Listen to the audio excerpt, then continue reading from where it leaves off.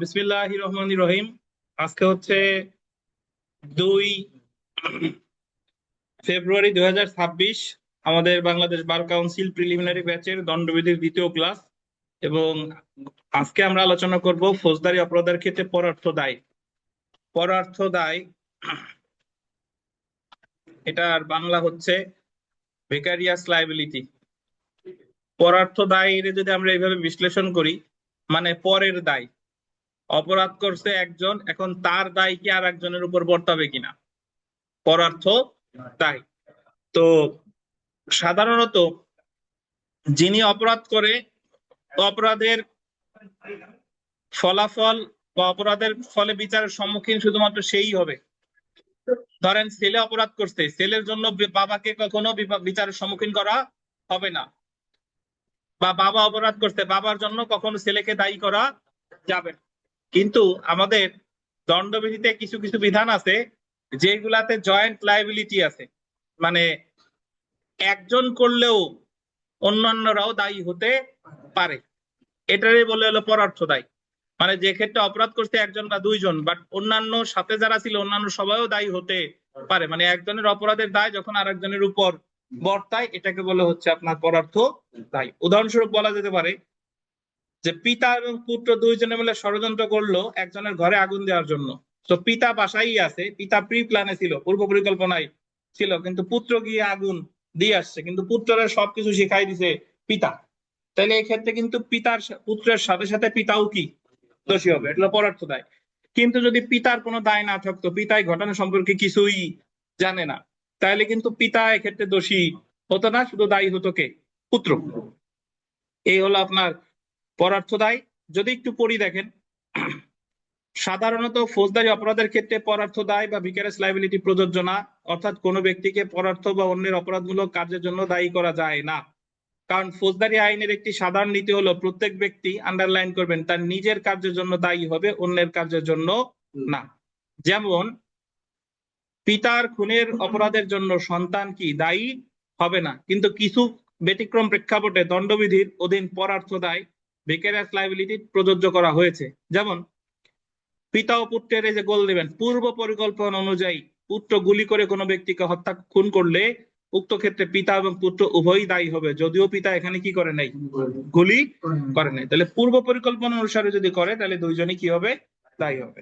অর্থাৎ এই ক্ষেত্রে পুত্রের কাজের জন্য পিতাও দণ্ডিত হবে, কারণ তাদের মধ্যে একটা হত্যার পূর্ব পরিকল্পনা ছিল, এবং এই ক্ষেত্রে পিতা এবং পুত্র যৌথভাবে দায়ী হবে। অর্থাৎ কোন ব্যক্তি কোনো অপরাধমূলক কাজ না করলেও তাকে অন্যের কার্যের জন্য দায়ী করা যেতে পারে, যদি এটা প্রমাণিত হয় যে সে অপরাধ সংগঠনের প্রত্যক্ষ বা পরোক্ষভাবে বা পূর্ব পরিকল্পনা বা অভিন্ন অভিপ্রায় অনুযায়ী অংশগ্রহণ করেছে। তো আমাদের দণ্ডবিধিতে ভিকারিয়াস লায়াবিলিটি রিলেটেড কি কি ধারা আছে, এগুলো আমরা একটু পড়বো। দেখেন, দণ্ডবিধির অধীন পরার্থ দায়, পরার্থ দায় সংক্রান্ত ধারা আছে কি কি দেখেন। যে ক্ষেত্রে 1 নাম্বার, যে ক্ষেত্রে অভিন্ন অভিপ্রায়, শব্দটা বললেন, অভিন্ন অভিপ্রায় বাস্তবায়নে কোন অপরাধ সংগঠন করা হয়, ধারা কত, 34। তাহলে অভিন্ন অভিপ্রায় আছে কততে, 34। এগুলো ব্যাখ্যা করবো, আগে একটু দাগাই নি। দেখেন, যে ক্ষেত্রে গোল দিবেন সাধারণ উদ্দেশ্য বাস্তবায়নে কোন অপরাধ সংগঠন করা যায়, তাহলে আগেরটাই গোল দিয়েছিলেন অভিন্ন অভিপ্রায়, এটা আছে 34। আর যে ক্ষেত্রে সাধারণ উদ্দেশ্য, এটা আছে দেখেন কত, 149। 3 নাম্বার, যে ক্ষেত্রে কোনো ব্যক্তি গোল দিবেন অপরাধের সহায়তা জন্য দোষী হয়, অপরাধের সহায়তা গোল দেন, অপরাধে সহায়তার জন্য দোষী হয়, এটা আছে 109, ধারা 109। যে ক্ষেত্রে কোনো ব্যক্তি গোল দিবেন অপরাধমূলক ষড়যন্ত্রের জন্য দোষী হয়, অপরাধমূলক ষড়যন্ত্র, ধারা আছে কত, 120 খ, 120 খ। এরপরে আরেকটা লিখছে নতুন বইতে, এটা অপ্রয়োজনীয়, কারণ এটাও ষড়যন্ত্রই আছে, যে বাংলাদেশের ভিতরে বা বাইরে থেকে বাংলাদেশের বিরুদ্ধে যুদ্ধ ঘোষণার ষড়যন্ত্র, এটা আছে 121 ক, এটা ষড়যন্ত্রের মধ্যেই পড়ে। যেটা ইম্পর্টেন্ট সেটা দেখেন, যে ক্ষেত্রে গোল দিবেন খুন সহ ডাকাতির জন্য দোষী হয়, এটা আছে 396। এই ধারাগুলোতে পরার্থ দায় কাজ করে। পরার্থ দায় কিভাবে কাজ করে, আমরা প্রথমে 34 ধারা শুনেন। 34 আমরা একটু পরেই বিস্তারিত পড়বো, বাট তার আগে আমার মুখে শুনে নেন। 34-এ বলছে অভিন্ন অভিপ্রায় বা কমন ইন্টেনশন, যখন দুই বা ততোধিক ব্যক্তি, কয়জন, সর্বনিম্ন 2 জন, সর্বোচ্চ কত? কোনো সীমা নাই। যখন 2 বা ততোধিক ব্যক্তি পূর্ব পরিকল্পনা অনুসারে, মানে 2 বা ততোধিক ব্যক্তির একটা কি থাকবে? পূর্ব পরিকল্পনা, মানে নিজেদের মধ্যে একটা পরিকল্পনা থাকবে। সেই পূর্ব পরিকল্পনা অনুসারে যদি কোনো অপরাধ সংগঠন করে, মানে তাদের 2 বা ততোধিক ব্যক্তি, তাদের মধ্যে পূর্ব পরিকল্পনা ছিল এবং অপরাধটা সংগঠিত হয়েছে, তখন ওই কাজটা করতে গিয়ে যারা যারা ছিল তারা সবাই সমানভাবে দায়ী হবে। যদিও ওই কাজটাতে সকলের সমান অংশগ্রহণ ছিল, কিন্তু সমান উপস্থিতি নাও থাকতে পারে। একটু শুনেন, আমি ব্যাখ্যা দেব প্রতিটার। ওই কাজটা করতে সকল অপরাধী একইভাবে অংশগ্রহণ করছে, কিন্তু সবাই এক জায়গায় উপস্থিত ছিল না, তথাপি সবাই সমানভাবে দায়ী হবে। কিভাবে? এভাবে চিন্তা করেন যে আমরা এই জায়গায় মোটামুটি 15-20 জন আছি। আমরা পরিকল্পনা করলাম যে অমুকের ঘরে, অমুকের গোডাউনে আমরা আগুন দেব। তো এই যে অমুকের গোডাউনে আমরা আগুন দেবো, এই জায়গায় আমরা কয়জন লোক? 2 জনের বেশি। আমাদের প্রি প্ল্যান কি আছে, এবং পরিকল্পনা করলাম যে 5 জন সরাসরি আগুন দিবে, বাকি 5 জন বিভিন্ন জায়গা পাহারা দিবে যে আইন শৃঙ্খলা বাহিনীর সদস্য আছে কিনা, আর বাকি 5 জন থাকবে থানার কাছে যে পুলিশ কোন সময় বেরোচ্ছে কিনা। এই 15 জনের এই প্রি প্ল্যান করছি। তার মানে 5 জনেরা সরাসরি আগুন দেওয়ার সাথে জড়িত, 5 জন আছে ওই গোডাউনের পাশে তদারকি করতেছে যে লোকজন আসে কিনা, আর বাকি 5 জন আছে কি থানার কাছে। এবং এই প্রি প্ল্যান অনুসারে আগুনটা দেওয়া কি হয়ে গেছে। তো তাহলে 2 বা ততোধিক ব্যক্তি ছিল, পূর্ব পরিকল্পনা ছিল, অপরাধ কি সংগঠিত হয়েছে, সবাই সমানভাবে অংশগ্রহণ করছে, মানে তাদের পূর্ব পরিকল্পনা অনুসারে এই অপরাধটা করার জন্য সবাই কি অংশগ্রহণ করছে। কিন্তু সবাই কি এক জায়গায় ছিল? সবাই কিন্তু সক্রিয় উপস্থিত ছিল না, কিন্তু সক্রিয় কি ছিল? অংশগ্রহণ ছিল। পরবর্তীতে যদি তাদের বিরুদ্ধে মামলা হয়, তারা যদি ধরা পড়ে, তাদের বিরুদ্ধে মামলা হয়, তাহলে যে আগুন ধরাইছে তারও যে দায়, আর ওই যে থানার কাছে পাহারা দিছে বা বাইরে যে পাহারা দিছে তারও কি সেই একই দায়, অর্থাৎ সবাই সমানভাবে দায়ী হবে। এই ক্ষেত্রে একটু এইভাবে চিন্তা করেন, আগুন দেওয়া হলো দণ্ডবিধির 436 ধারায় অপরাধ, বুঝছেন? এখন তাহলে 436 ধারার অপরাধের জন্য নর্মালি এই জায়গায় আসামি হলো 15 জন, তাহলে মামলা হওয়ার কথা কয়টা? 15টা। কিন্তু যদি আমি 436-এর সাথে 34 আনি, তার মানে বোঝা যায় যে এরা একসাথে পূর্ব পরিকল্পনা করে এই অপরাধটা করছে, তাই সবাই সমানভাবে দায়ী করা যাবে। বুঝতে পারছেন? এই জন্য যৌথভাবে দায়ী করার জন্য একটা ধারা হচ্ছে কত? 34, অভিন্ন অভিপ্রায়। আর একটা জিনিস মনে রাখেন, শুধু 34 ধারায় কখনো মামলা করা যায় না, 34-এর সাথে সাথে আপনার শাস্তির একটা ধারা লাগবে, বুঝছেন? 34 ধারা সাবস্টেন্টিভ না, মানে 34 ধারাটা হলো সাক্ষ্য আইনের একটা নীতি। একাধিক 2 বা ততোধিক লোকরে যৌথভাবে দায়ী করার জন্য লাগবে কারে? 34-তে।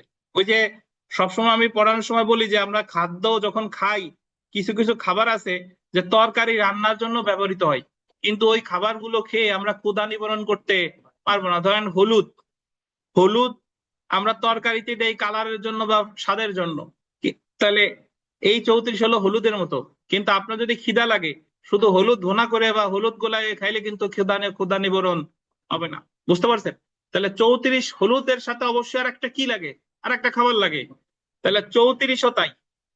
তাহলে আমার 34-এর ক্ষেত্রে যা যা মনে রাখতে হবে সেটা হলো 2 বা ততোধিক কি ব্যক্তি, পূর্ব পরিকল্পনা, পূর্ব পরিকল্পনা অনুসারে অপরাধ অবশ্যই সংগঠিত হওয়া, যে অপরাধে তাদের সক্রিয় কি ছিল?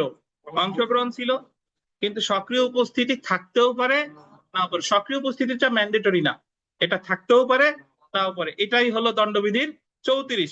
34 ধারায়, শুধু 34 ধারায় কি মামলা করা যাবে? শুধু 34 ধারায় মামলা করা যাবে না। এজন্য বিভিন্ন মামলায় দেখবেন, ধরেন এই যে আমাদের 5ই আগস্টের পরে সাবেক আইজিপি, সাবেক প্রধানমন্ত্রী, সাবেক অন্যান্য যার স্বরাষ্ট্রমন্ত্রী, সাবেক ওই যে যোগাযোগ মন্ত্রী, ওনাদের বিরুদ্ধে প্রথম যে মামলাটা হয়েছে, ওই মামলার ধারা হলো 302 এর সাথে 34। 302 এর সাথে 34। এখন তাদের বিরুদ্ধে অভিযোগ হলো তারা গণহত্যা চালাইছে বা অমুক জায়গায় হত্যা করছে, অমুক জায়গায় হত্যা করছে। এখন হত্যা করলে প্রধানমন্ত্রী, সাবেক প্রধানমন্ত্রী কি সরাসরি জায়গা গেছে? না, তাহলে তারে দেখাইছে কি সে প্রি প্ল্যানের অংশ ছিল এবং তার পরিকল্পনা অনুসারে এই হত্যাটা হয়েছে। বুঝতে পারছেন? তাহলে 34, আপনারা যখন আইনজীবী হবেন 34 কেন লাগবে? যখন একটা ঘটনা সাজাবেন যে এই অপরাধ হয়েছে, তখন 34 মানে এই না যে স্বয়ং তাকেই অপরাধটা করতে হবে, সে কিন্তু প্রি প্ল্যানে থাকতে পারে এবং সরাসরি কাজটা না করলেও সে ওই পরিকল্পনার একটা কি অংশ, ওই অপরাধের একটা অংশ। 34 কে বুঝেন নাই বলেন?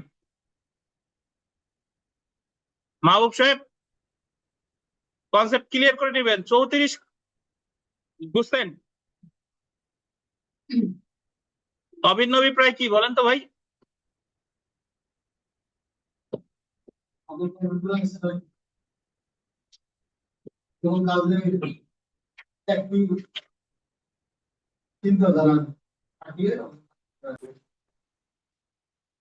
আমরা 149টা পড়ি, অভিন্ন উদ্দেশ্য বা সাধারণ উদ্দেশ্য, অ্যাকচুয়ালি কমন ইন্টেনশন বলে। সাধারণ উদ্দেশ্য, সাধারণ উদ্দেশ্য আছে 149।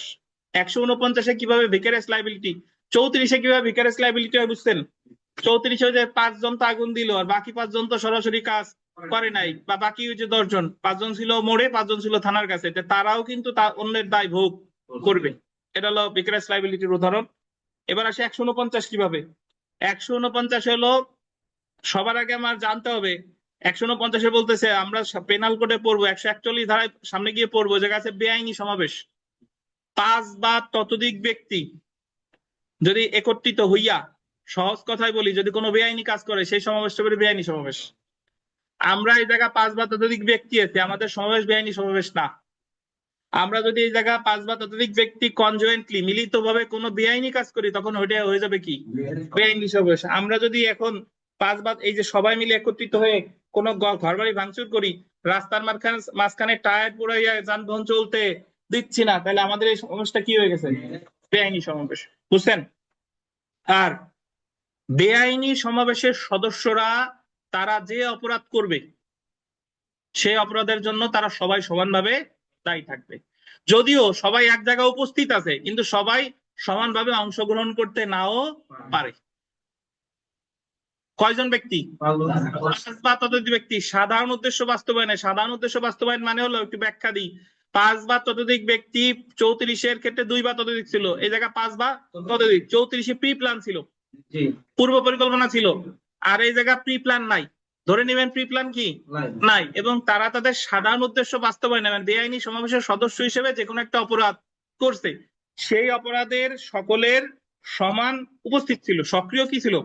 উপস্থিত ছিল, সবাই এক জায়গা উপস্থিত ছিল, কিন্তু সবাই সমানভাবে অংশগ্রহণ করতেও পারে নাও পারে, তাইলে সবাই সমানভাবে কি হবে? দোষী হবে। একটু ছোট্ট উদাহরণ দেই, ধরেন বাংলাদেশ বার কাউন্সিলে এই যে রেজাল্ট দিচ্ছে না, এখন বিভিন্ন সময় মানববন্ধন ডাকে, ওই জায়গায় জড়ো হয় শিক্ষার্থীরা নাকি, তারা প্লাকার্ড, ফেস্টুন বা এইগুলা নিয়ে এক জায়গায় মানববন্ধনে শান্তিপূর্ণ সমাবেশ করছে, কিন্তু হঠাৎ করে তারা এক জায়গায় একত্রিত হয়ে বাংলাদেশ বার কাউন্সিলে ধরেন ওই কাছে ঢিল নিক্ষেপ করছে, তাহলে 5 বা ততোধিক ওই ব্যক্তির সমাবেশটা কি হয়ে গেছে? বেআইনি সমাবেশে। যখন 5 বা ততোধিক ব্যক্তি ওই জায়গায় জড়ো হয়ে ঢিল নিক্ষেপ করছে, তখন আশেপাশের লোকজন বা অন্যান্য শিক্ষার্থীরা দৌড়ে আসছে, ওরা একজন বলতেছে দে দে দে ভালো করে দে, রেজাল্ট দেয় না কেন? ওরা ধরেন ওরা ঢিল নিক্ষেপ করে নাই, কিন্তু ওই কয়জনের সাধারণ উদ্দেশ্য কি জানে, যে আমি জানি যে এই জায়গা যদি দাঁড়াই থাকি এই জায়গায় এই কাজ হচ্ছে, এবং এই কাজের সাথে আপনি একাত্মতা ঘোষণা করছেন। এই জায়গায় দুইটা জিনিস, এক হলো দূর থেকে দাঁড়ায় দেখা এক জিনিস, আর এক হলো আপনি ওই সমাবেশের ওই জায়গায় দাঁড়াই এই ভাঙচুর ঠিক করতেছেন না, কিন্তু ওদের সাথে আপনি কি একমত পোষণ করছেন, ওদের সাধারণ উদ্দেশ্য আপনি জানেন এবং ওদের সাথে একাত্মতা ঘোষণা করছেন। তাহলে ওই জায়গা ধরেন 100 লোক ছিল, সরাসরি নিক্ষেপ করছে 20 জন, আর বাকি 80 জন যারাই ছিল তাদের নিক্ষেপ করার সুযোগ ছিল না, বা সুযোগ থাকলেও তারা ওদের সাথে সাথে সঙ্গ দিছে। তাহলে এই জায়গায় এই যে 100 জন এরা যে ভাঙচুর করলো, প্রথমত যে অপরাধটা হয়েছিল বেআইনি সমাবেশ, তাহলে এই বেআইনি সমাবেশে যে ভাঙচুর করলো, এই বেআইনি সমাবেশের সকল সদস্য কি সমানভাবে দায়ী হবে? যদিও তারা কি সবাই সমানভাবে অংশগ্রহণ করছে না, কিন্তু সবাই সক্রিয়ভাবে কি ছিল? উপস্থিত ছিল। তাহলে যদি আপনি বলেন যে 34 আর 149-এর মধ্যে বেসিক পার্থক্য কি, 34-এ সংখ্যা 2 বা ততোধিক, 149-এ 5 বা ততোধিক। 34-এ প্রি প্ল্যান ছিল, 149-এ প্রি প্ল্যান নাই। বুঝছেন? 34-এ অপরাধটা সংগঠিত হয়েছে। এই জায়গা বেআইনি সমাবেশের সদস্যরা সাধারণ উদ্দেশ্য বাস্তবায়নে অপরাধ সংগঠন করেছে। আর 34-এ সবাই সমানভাবে দায়ী, এই জায়গাও সবাই সমানভাবে দায়ী। বাট 34-এর ক্ষেত্রে থাকে সক্রিয় অংশগ্রহণ, সক্রিয় উপস্থিতি থাকতেও পারে নাও পারে, কিন্তু 149-এ থাকে কি সক্রিয়, কি বলেন, উপস্থিতি।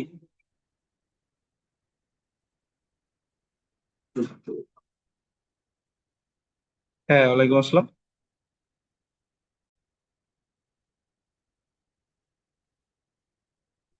আচ্ছা, তো এখানে যে বিষয়টা দেখেন, যে কথা বলতেছিলাম 34 এবং 149 কেন গুরুত্বপূর্ণ, এটা আপনার প্রিলি থেকে শুরু করে লিখিত, ভাইবা এবং প্র্যাকটিসে যখন যাবেন, ফৌজদারি প্র্যাকটিস করবেন, এই মামলা হইলেই 34 149 আছে ওই জায়গায়। সো এই দুইটার কনসেপ্ট আপনার ক্লিয়ার করতে হবে, যে কখন 34 আর কখন 149। অনেকে এইভাবে চিন্তা করেন যে 5 জন হলেই বোধহয় 149, আর এদিক সেদিক চিন্তা ভাবনা নাই। আমার দিনেশ আসে নাই, দিনেশ থাকলে বলতো যে 5 জন মানেই 149। এখন 5 জন তো 34-এও পড়তে পারে। ওই 5 জন যদি পূর্ব পরিকল্পনা অনুসারে কোনো অপরাধ করে, তাহলে তো 34, তাদেরকে সমানভাবে দায়ী করার জন্য আসবে কত, 34। আর ওই 5 জন যদি সাধারণ উদ্দেশ্য বাস্তবায়নে কোনো প্রকার পূর্ব পরিকল্পনা ছাড়া বেআইনি সমাবেশের সদস্য হিসেবে কোনো অপরাধ করে, তাহলে তারা সবাই সমানভাবে দায়ী হবে। এটা কত, 149। এখন 34 বলেন আর 149 বলেন, দুইটাই কিন্তু উদ্দেশ্য হচ্ছে যৌথ দায়ী, মানে অপরাধীদের, সকল অপরাধীদের একসাথে কি করা, দায়ী করা। কিন্তু 34-এর ক্ষেত্রে সক্রিয় অংশগ্রহণ থাকতে হবে, সক্রিয় উপস্থিতি থাকতেও পারে নাও পারে, কিন্তু 149-এর ক্ষেত্রে সক্রিয় উপস্থিতি থাকতে হবে, সক্রিয় অংশগ্রহণ থাকতেও পারে নাও পারে। তাহলে আমি যদি এইভাবে একটু বলি আপনাদের, যে তানবিন সাহেব আপনি বলেন, আপনার একটা উদাহরণ দিচ্ছি, সবাই মনোযোগ দিয়ে শুনেন। আরেকজন, আপনাদের উনি না পারলে যখন আরেকজনকে বলবো, তার কাছে যেন আমার 2বার প্রশ্ন করে না লাগে। শুনেন, কবর থেকে লাশ উত্তোলন করতে গেছে নির্বাহী ম্যাজিস্ট্রেট, ওই লাশের ধরেন পোস্টমর্টেম করা হয় নাই। এখন নির্বাহী ম্যাজিস্ট্রেট দলবল নিয়ে, পুলিশ আইন শৃঙ্খলা বাহিনীর সদস্যদের নিয়ে একটা গ্রামে গেছে লাশ উত্তোলন করতে। এখন গ্রামবাসী এসে নির্বাহী ম্যাজিস্ট্রেটে বাধা দিতে, বাধাই দেয় নাই, ওনারে কাজকর্ম করতেই দেয় না, ওনার গাড়ি টাড়ি ভাঙচুর করতে, উনি একটু হালকা আহত হয়েছে। গ্রামবাসীর মধ্যে ওখানে ধরেন 500-600 বা 1000 লোক ছিল। এখন গ্রামবাসীরা দণ্ডবিধির ধরেন 232 বা 233 ধারার অপরাধ করছে, ওই যে সরকারি কর্মকর্তাকে তার কর্ম থেকে বিরত রাখার উদ্দেশ্যে স্বেচ্ছায় আঘাত করা বা স্বেচ্ছায় গুরুতর আঘাত করা। তো এই জায়গায় গ্রামবাসীরা 332 ধারার সাথে বা 333 ধারার সাথে তাদেরকে দায়ী যৌথভাবে দায়ী করার জন্য, তানভীর সাহেব বলেন 34 আসবে নাকি 149 আসবে?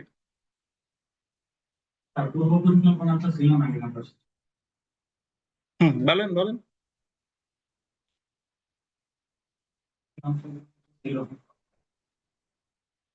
আপনি যে কোনো একটা সলিউশনে পৌঁছান।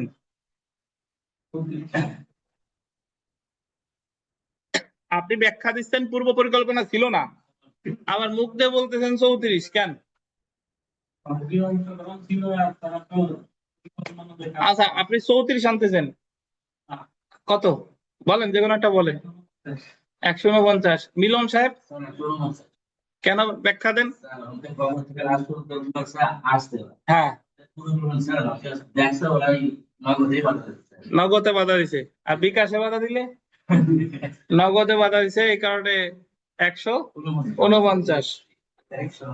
149। 34 কত, কখনো তো বলেন, যদি পূর্ব পরিকল্পনা, যদি গ্রামবাসীরা আগে থেকে জানতো যে অমুক তারিখে আসবে এবং আমরা আইনগত, ওইটা তো একটা আইনগত প্রক্রিয়া বলবৎ করে বাধা দেওয়া, মানে তারা তো আইনগত কাজ করতে আসছে, তো তাদেরকে যদি পূর্ব পরিকল্পনা অনুসারে বাধা দেয়, তাহলে সবারই দায়ী করার জন্য আসবে কত, 34। আর যদি পূর্ব পরিকল্পনা ছাড়া বাধা দেয়, তাহলে কত, 149। আবার এই সেম মামলায় 332-এর সাথে সাথে ধারা 34-ও আসতে পারে, 149, দুইটাই একসাথে আসতে পারে। কিভাবে? ওই যে ধরেন 10 জন জানতো আসবে, গ্রামবাসী 10 জন জানতো আসবে, তারা যে বাধা দিছে, ওই 10 জন যখন জড়ো হয়েছে তাদের সাথে আবেগে আরো 200-400 যোগ হয়েছে, তাহলে 10 জনদের দায়ী করার জন্য আসবে কত? 34। আর বাকিদের দায়ী করার জন্য আসবে কত? 149। বুঝছেন? তাহলে একই মামলায় মূল শাস্তির ধারার সাথে 34 আসতে পারে, একই মামলায় মূল শাস্তির ধারার সাথে কত? 149 আসতে পারে, একই মামলায় মূল শাস্তির ধারার সাথে 34 এবং 149 দুইটাই আসতে পারে। বুঝছেন কিনা? আচ্ছা, কে বুঝেন নাই বলেন তো? কিছু বুঝেন নাই? বুঝছেন? 5 জন হলেই কি 34 আসে কখন, না 149? পূর্ব পরিকল্পনা থাকলে 34, হ্যাঁ, থাকলে স্যার আপনার 150। তো দুইটা 3 জন একসাথে মিলে। কিভাবে একটু বলবেন? আচ্ছা, দুইটা একসাথে কিভাবে বলবো তাই? জি স্যার। দুইটা একসাথে কিভাবে অলরেডি বলছি, কিন্তু দুইটা একসাথে কিভাবে, ওই যে কথা বললাম যে নির্বাহী ম্যাজিস্ট্রেট ধরেন কবর থেকে লাশ উত্তোলন করতে আসছে, তো গ্রামবাসীরা আগে থেকে জানতো যে বা পরিকল্পনা করে রাখছে যে কবর থেকে যদি কেউ লাশ উত্তোলন করতে আসছে আমরা এই 10 জন বাধা দিব, এবং ওই 10 জন গিয়ে বাধা দিছে। তাহলে ওই 10 জনের দেখে গ্রামবাসীরা ওই 10 জনের পরিকল্পনা জানে না, কিন্তু ওই 10 জনের সাথে সাথে ওই সময় যোগ দিছে, তাহলে ওই 10 জনের দায়ী করার জন্য আসবে কত? 34। আর অন্যান্য সবাই দায়ী করার জন্য আসবে কত? 149। 149 ক্লিয়ার। আচ্ছা, আমরা চলে আসি তাহলে 34-এ কিভাবে ভিকারেস লায়াবিলিটি হয়, 149-এ কিভাবে ভিকারেস লায়াবিলিটি হয়, বুঝেন? বুঝেন, জি। দেখেন বুঝি স্যার। 3 নাম্বার দেখেন, যে ক্ষেত্রে কোনো ব্যক্তি অপরাধে সহায়তা, অপরাধে কি সহায়তা, এটা আছে ধারা কত? 109। অপরাধের সহায়তাটা হলো ভাই, অপরাধের সহায়তা এখানে একজনও দায়ী করা যায়। আমি এখানে এক এক একজন বা তার বেশি ব্যক্তি যদি অন্য কাউরে কোনো অপরাধ করতে সহায়তা করে বা অপরাধ করতে প্ররোচনা দেয় যে তুমি এই অপরাধটা করো। বাংলা সিনেমায় ধরেন মেইন ভিলেন থাকে একজন, ধরেন ডিপজন, সে তার যে চেলাবেলা তাদের হুকুম দিয়েছে যা অমুকের ঘর বাড়ি যে পুড়িয়ে দিয়ে আয়। তাহলে এই জায়গায় সে তাদের কি বলতেছে, হুকুম দিচ্ছে, তাহলে সে যে হুকুম দিল অপরাধের জন্য, তারা অপরাধ করুক বা না করুক তিনি করেছেন অপরাধে সহায়তা। তো অপরাধের সহায়তা যদিও এই জায়গায় ধারা বলছে 109, বাট অ্যাকচুয়ালি এখানে 109 থেকে শাস্তি আলোচনা করছে 120, 109 থেকে 120। তাহলে অপরাধের সহায়তায় সর্বনিম্ন কয়জনে দায়ী করা যায়? একজনে, কিন্তু অভিন্ন অভিপ্রায় কয়জন? সর্বনিম্ন কয়জন? 2 জন। সাধারণ উদ্দেশ্য বা অভিন্ন উদ্দেশ্যের ক্ষেত্রে কয়জন? 5 জন। বুঝছেন? আর একটা জিনিস হলো 34-এ কিন্তু যদি অপরাধটা সংগঠিত হতে হবে, প্রি প্ল্যান থাকবে, অপরাধ সংগঠিত হবে। প্রি প্ল্যান আছে, অপরাধ সংগঠিত হয় নাই, 34 হবে না। বুঝছেন? আচ্ছা, এরপরে আসি 4 নাম্বার, যে ক্ষেত্রে কোনো ব্যক্তি গোল দিবেন অপরাধমূলক ষড়যন্ত্রের জন্য দোষী হয়, 120 খ কি বলেন?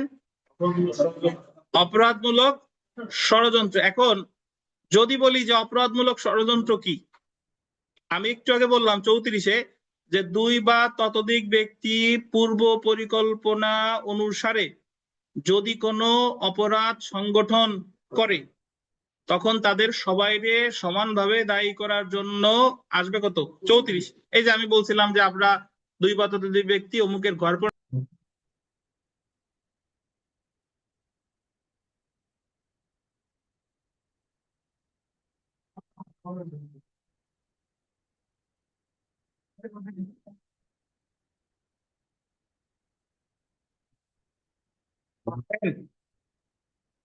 34-এ হলো 2 বা ততোধিক ব্যক্তির পূর্ব পরিকল্পনা ছিল এবং সেই পূর্ব পরিকল্পনা অনুসারে অপরাধ সংগঠিত হয়েছে। আমরা যারা এখানে লোকরা আছি 2 জনের বেশি আছে, আমরা পরিকল্পনা করলাম আগামীকাল বাংলাদেশ বার কাউন্সিলে ভাঙচুর করব, এবং সেই পরিকল্পনা অনুসারে আমরা আগামীকাল বাংলাদেশ বার কাউন্সিলে গিয়ে ভাঙচুর করছি।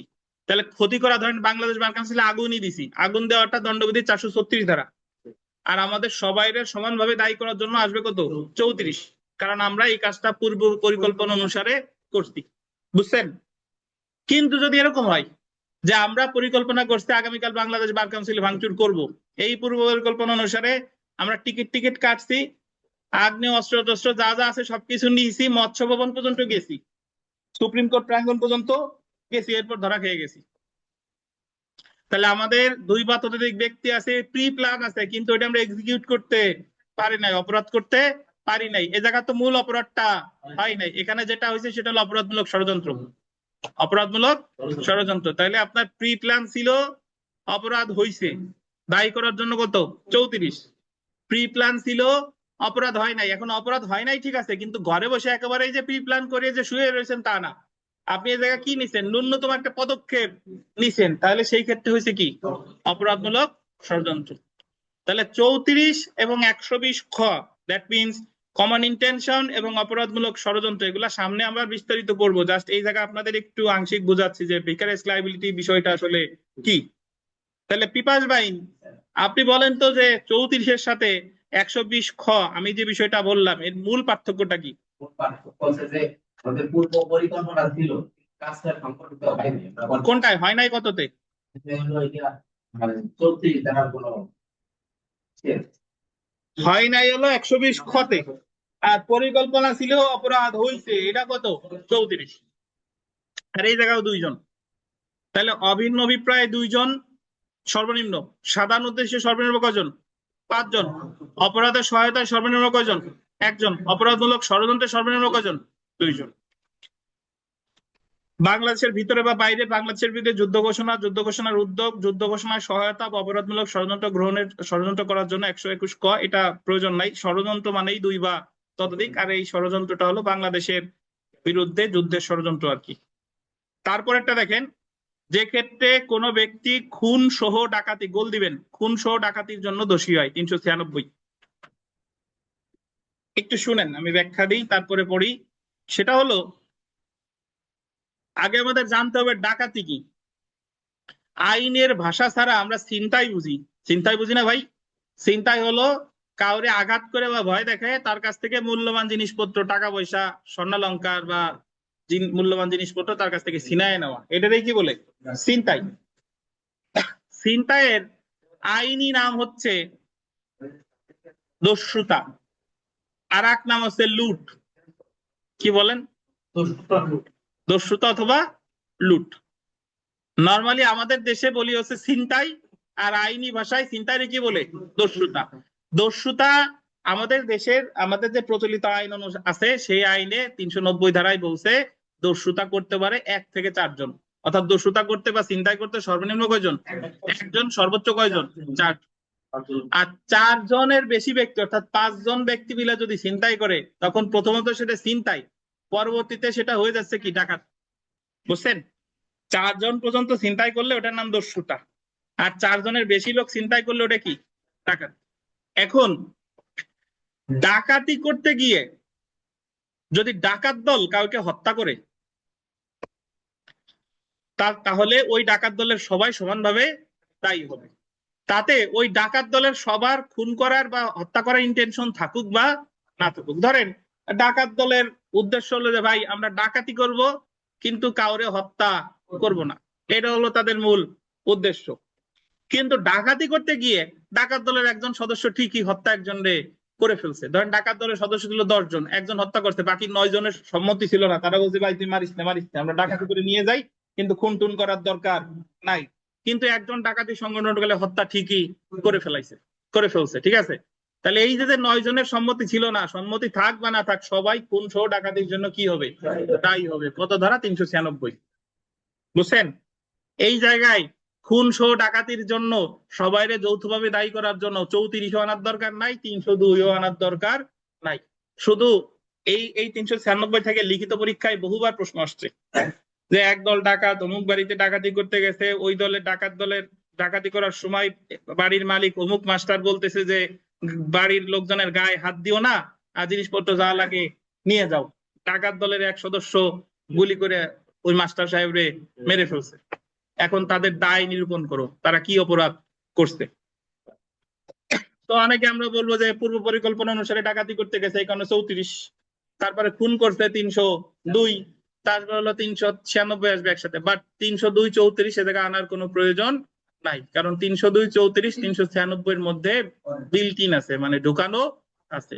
অর্থাৎ ডাকাতি করতে গিয়ে যদি কেউ খুন করে তাতে অন্যান্য সদস্যদের কি আপনার সম্মতি থাক বা না থাক, তাহলে সবাই সমানভাবে দায়ী হবে। তাহলে ভিকারিয়াস লায়াবিলিটি বুঝেন, যে খুন করছে একজন ডাকাত দলের, কিন্তু এর দায় কি অন্যান্য সদস্যদের উপরও কি বর্তাচ্ছে। তো এই হলো আমাদের দণ্ডবিধিতে ভিকারিয়াস লায়াবিলিটি রিলেটেড ধারাগুলো 34, 149, 109, 120 খ, 121 ক, 393। একটু ধারণা দিলাম, দেখেন একটু পরে 396 ধারায় ডাকাতির সময় যদি কোনো একজন ডাকাত খুন করে, তাহলে সকলেই খুন সহ ডাকাতির জন্য 396 ধারায় কি হবে, দণ্ডিত হবে। আমরা চলে আসি, এটা যার ধারণা দিলাম, এখন সরাসরি এই অধ্যায় পড়বো, অভিন্ন অভিপ্রায় এবং যৌথ দায় 34 থেকে 38। অভিন্ন অভিপ্রায়ও কি বলেন, যৌথ দায়। প্রথমে আমরা চলে আসি 34 ধারার টাইটেল হলো অভিন্ন অভিপ্রায়। আমি কিন্তু 34 ধারা আপনাদের এই ক্লাসের শুরুতে সময় নিয়ে বুঝাইছি না? তা 34 ধারা আগে এখানে কি লেখা আছে আগে এটা আমরা পড়ি। 34, 35 সব ধারাই পড়বো, আগে 34টা পড়ি। দেখেন, অভিন্ন অভিপ্রায় বাস্তবায়নে কতিপয় ব্যক্তি কর্তৃক সাধিত কার্যসমূহ acts done by several persons in furtherance of common intention ধারা 34। দণ্ডবিধি 34 ধারায় অভিন্ন অভিপ্রায় বাস্তবায়ন সম্পর্কিত নীতি আলোচনা করা হয়েছে। 34 ধারায় বলা হয়েছে, দেখেন, যখন গোল দিবেন 2 বা ততোধিক ব্যক্তি, কয়জন ব্যক্তি, 2 বা ততোধিক ব্যক্তি, তাদের গোল দিবেন অভিন্ন অভিপ্রায় বাস্তবায়নে। তাহলে ব্যক্তি কয়জন, 2 বা ততোধিক, কি বাস্তবায়নে, অভিন্ন অভিপ্রায় কি বাস্তবায়নে। কোন অপরাধমূলক কাজ করে, গোল দিবেন অপরাধমূলক কাজ কি হয়ে গেছে। অভিন্ন অভিপ্রায় মানে হলো পরিকল্পনা, তাহলে 2 বা ততোধিক ছিল, অভিন্ন অভিপ্রায় ছিল, মানে তাদের পূর্ব পরিকল্পনা ছিল, অপরাধমূলক কাজ কি সংগঠিত হয়েছে, তখন তাদের প্রত্যেকে উক্ত অপরাধমূলক কাজের জন্য এমন ভাবে দায়ী হবে যেন কাজটি সে নিজে একা করেছে। তাহলে আমি যে কথা বলতেছিলাম, 2 বা ততোধিক ব্যক্তি থাকবে, পূর্ব পরিকল্পনা থাকবে, অপরাধটা সংগঠিত হবে, তাহলে সবাই সমানভাবে দায়ী হবে। আমরা চলে আসি অভিন্ন অভিপ্রায় অর্থ। দেখেন,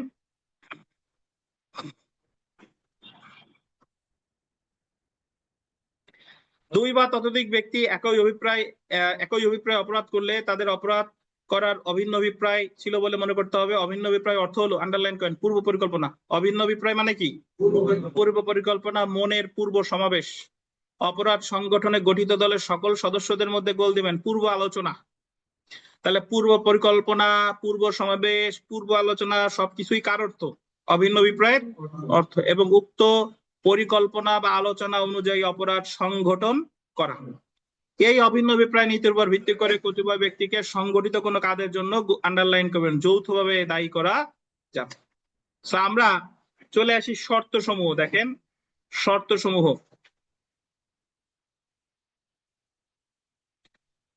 চৌত্রিশ ধারায় অভিন্ন অভিপ্রায় নীতি প্রয়োগ করে কতিপয় ব্যক্তিকে যৌথভাবে দায়ী করতে হলে নিম্নলিখিত শর্ত পূরণ করতে হবে। দেখেন, 1 নাম্বার, আন্ডারলাইন করবেন, সর্বনিম্ন 2 বা ততোধিক ব্যক্তি। কয়জন, 2 বা ততোধিক, মানে সর্বনিম্ন 2 জন, সর্বোচ্চ কত, আনলিমিটেড, সীমাহীন। তারা কোনো একটি অপরাধজনক কার্য করবে, অবশ্যই একটা অপরাধজনক কার্য করবে। অভিন্ন অভিপ্রায় বাস্তবায়নে তারা এমন কার্য সম্পাদন করবে। অভিন্ন অভিপ্রায় বাস্তবায়নে মানে কি, পূর্ব পরিকল্পনা অনুসারে। আর অপরাধজনক কার্যটি সংগঠনে তাদের সকলের অংশগ্রহণ থাকবে। কি থাকবে, সকলের অংশগ্রহণ থাকবে। অর্থাৎ দলগতভাবে অপরাধ সংগঠনের প্রকৃত অংশগ্রহণ করা, এটা যথেষ্ট যে যদি সে নিকটে কোথাও দাঁড়িয়েও থাকে। যেমন সে গেটে পাহারাদার হিসেবে দাঁড়াতে পারে এবং তার সহযোগীদেরকে আসন্ন কোনো বিপদের বিষয়ে অবগত করতে পারে। তো এখানে অনেক উদাহরণ আছে, এগুলা বরেন্দ্র ঘোষ বনাম কিং এম্পারর নতুন বইতে আছে, প্রয়োজন নাই, জেনে রাখা ভালো। তো আমরা পড়ি যে দণ্ডবিধির 34 ধারার মূল কথা হলো অভিন্ন অভিপ্রায় নিয়ে সংগঠিত কোনো অপরাধজনক কার্যের জন্য কতিপয় ব্যক্তিকে যৌথভাবে দায়ী করা। এবং ক্লাসের শুরুতে আমি বলছি যে অভিন্ন অভিপ্রায়ের ক্ষেত্রে শুধু কি 34 ধারায় মামলা করা যাবে, শুধু 34 ধারায় মামলা করা যায় না। 34 হলো সাক্ষ্য আইনের একটা নীতি, এটা জাস্ট ওই যে বলছিলাম যে হলুদের মতো এমনি খাওয়া যায় না, কিন্তু অন্য খাদ্যকে রান্না করার জন্য ব্যবহৃত হয়, তাহলে 34-এর সাথে অবশ্যই একটা অপরাধের ধারা লাগবে। তারপরে দেখেন 34 ধারা আন্ডারলাইন করবেন, সাক্ষ্য আইনের একটা নীতি মাত্র আন্ডারলাইন করবেন, এটা কোনো স্বতন্ত্র বা মৌলিক অপরাধ সৃষ্টি করেনি, সাবস্টেন্টিভ অফেন্স। একবার ইউটিউবে একজন কমেন্ট করছে, স্যার 34 ধারা স্বতন্ত্র অপরাধ না, তো বুঝলাম, মানে মানে 34 ধারা স্বতন্ত্র অপরাধ সৃষ্টি করে না, বাট স্বতন্ত্র অপরাধটা কি? স্বতন্ত্র অপরাধ হলো শুধুমাত্র 34 ধারায় কোনো মামলা করা যায় না। কোনো একটা অপরাধ যদি দুই বা ততোধিক ব্যক্তি মিলে করে, তাহলে তাদের সবাইরে সমানভাবে দায়ী করার জন্য ওই অপরাধের ধারার সাথে লাগবে কত? 34। যদি 34 ধারায় মামলা করা যেত, তাহলে 34 বলা হতো কি? স্বতন্ত্র অপরাধ। তারপরে দেখেন অভিন্ন অভিপ্রায় এবং অংশগ্রহণ উভয়ের উপস্থিতি ব্যতীত দণ্ডবিধি 34 ধারা প্রয়োগ করা যায় না। 34 ধারা প্রয়োগ করতে হলে অভিন্ন অভিপ্রায়ও দরকার, আবার কি অংশগ্রহণও দরকার।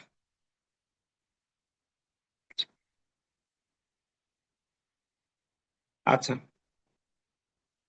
আমরা এখানে একটা পয়েন্ট আছে, একই অভিপ্রায় এবং অভিন্ন অভিপ্রায় পাইছেন? একই অভিপ্রায় আর অভিন্ন অভিপ্রায় পান কিনা? বইটা আছে কোথাও, হয়তো বা আছে, পুরাতন বইতে এক জায়গায় আছে। অভিন্ন একই অভিপ্রায় পাইছেন? একই অভিপ্রায়ের উপরে নিচে যে কোনো এক জায়গায় লেখেন ধারা 35, আর অভিন্ন অভিপ্রায়ের ওখানে লেখেন 34। আলম ভাই পাইছেন? একই অভিপ্রায় কত? 35, আর অভিন্ন অভিপ্রায়?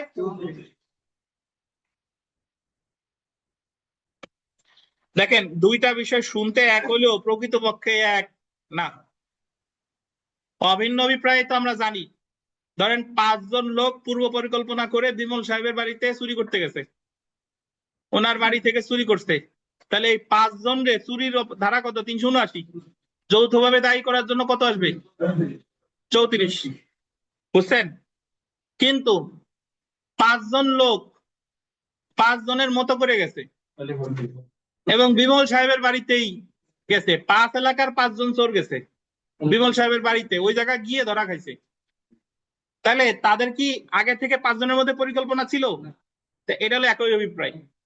যার যার মতো করে গেলে কি একই অভিপ্রায়, আর পূর্ব পরিকল্পনা করে গেলে অভিন্ন অভিপ্রায়।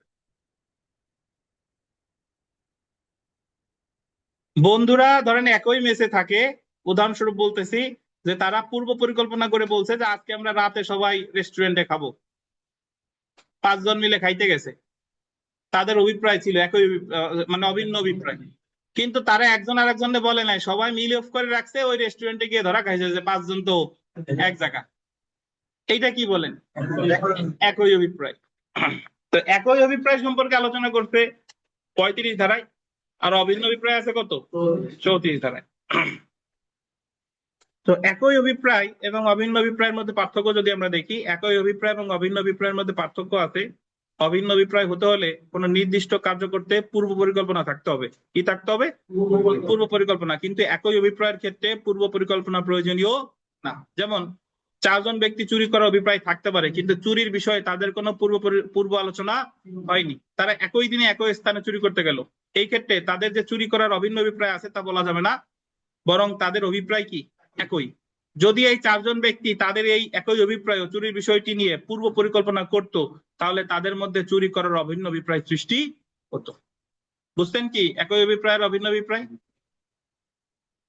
এখন 34 আর 149-এর মধ্যে একটা পার্থক্য এই জায়গা দিছে, দেখেন এটা আমরা একটু পড়ি। পার্থক্য কিন্তু অলরেডি আমি আলোচনা করছি, তারপরে এই জায়গা পড়ার আগে আরেকবার বলি।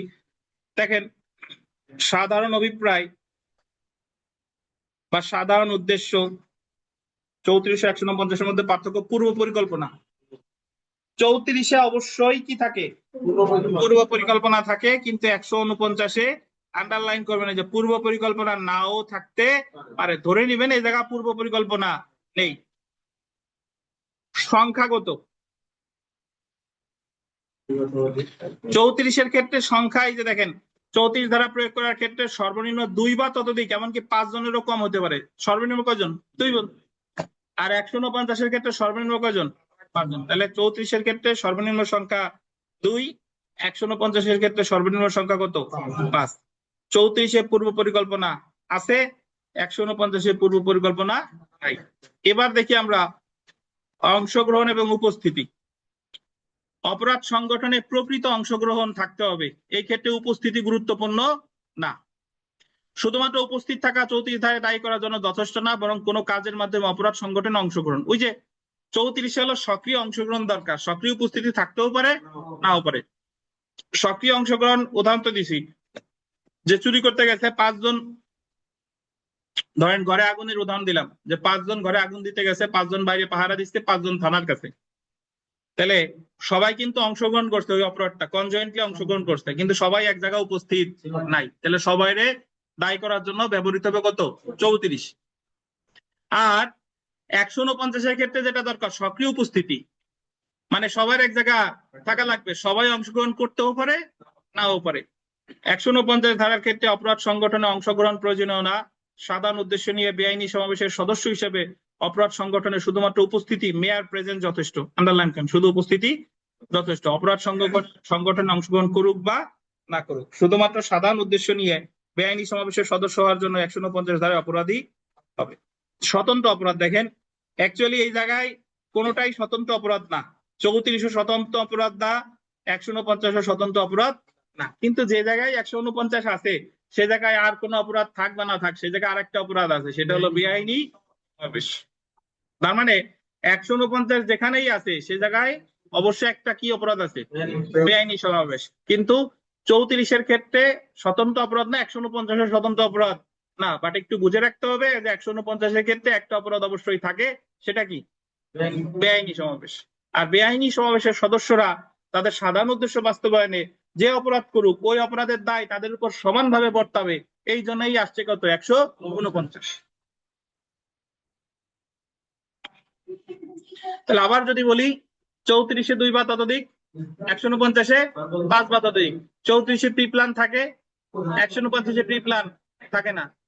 34-এ সক্রিয় অংশগ্রহণ থাকে, সক্রিয় উপস্থিতি থাকতেও পারে নাও পারে। 149-এ সক্রিয় উপস্থিতি থাকে, সক্রিয় অংশগ্রহণ থাকতেও পারে নাও পারে। এটাও স্বতন্ত্র অপরাধ না, এটাও স্বতন্ত্র অপরাধ না। 149-এ আর কোন অপরাধ, অবশ্যই একটা অপরাধ থাকবে, সেটা কি? বেআইনি সমাবেশ।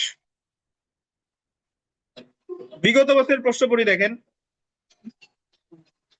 এই কোন প্রশ্ন থাকলে করেন, অনলাইন অফলাইনে যারা আছেন আপনাদের কোনো প্রশ্ন থাকলে জিজ্ঞাসা করতে পারেন প্লিজ।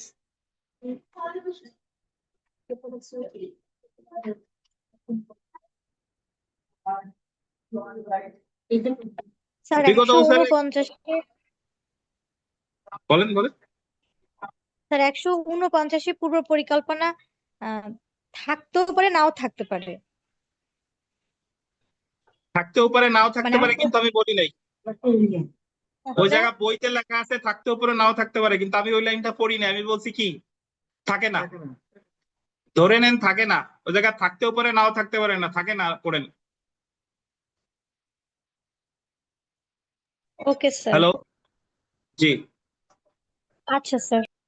ঠিক আছে।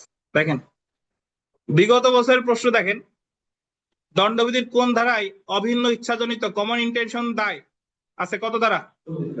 34। একটা প্রশ্ন ইম্পর্টেন্ট, 3 নাম্বার প্রশ্নটা আমি পড়ি দেখেন। 2013 সালে জুডিশিয়াল সার্ভিস পরীক্ষা এসেছে, চ সহ 5 ব্যক্তি ছকে হত্যা করার পরিকল্পনা করে। পরিকল্পিত দিন তারিখ সময় তারা সকলে মিলে ছকে হত্যা করে। চ সহ উক্ত ব্যক্তির বিরুদ্ধে পেনাল কোডের 302 ধারার সাথে আর কোন ধারা প্রাসঙ্গিক হবে?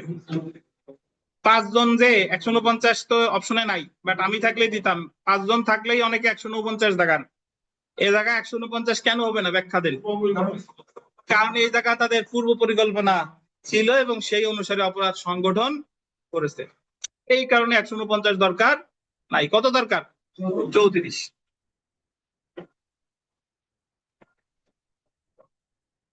এখানে 35-এর ভুল ব্যাখ্যা আছে। 35-এর আমরা বিস্তারিত আলোচনা করব না, জাস্ট অপরাধমূলক জ্ঞান এবং অভিপ্রায় নিয়ে অপরাধ। 35-এ আপনি আলোচনা করবেন, জাস্ট টাইটেলটা আন্ডারলাইন করেন, অপরাধমূলক জ্ঞান এবং অভিপ্রায় নিয়ে অপরাধ করলে ব্র্যাকেটে লিখবেন একই অভিপ্রায় বা সিমিলার ইন্টেনশন। একই অভিপ্রায় বা কি? Similar intention. একই অভিপ্রায় বা সিমিলার ইন্টেনশন। শাকিল বলেন তো 34 আর 35 একই অভিপ্রায় আর অভিন্ন অভিপ্রায় দুইটা উদাহরণ দেন তো। পাঁচজন চোর যদি পূর্ব পরিকল্পনা নিয়ে যায় এক বাসা, তাহলে ছুটি করে, তাহলে এটা হলো অভিন্ন অভিপ্রায়। দেখা গেছে যে অন্যবার এটাই যে পাঁচজন চোর গেছে অন্য ভিন্ন কোনো এলাকা থেকে কিনতে গেছে,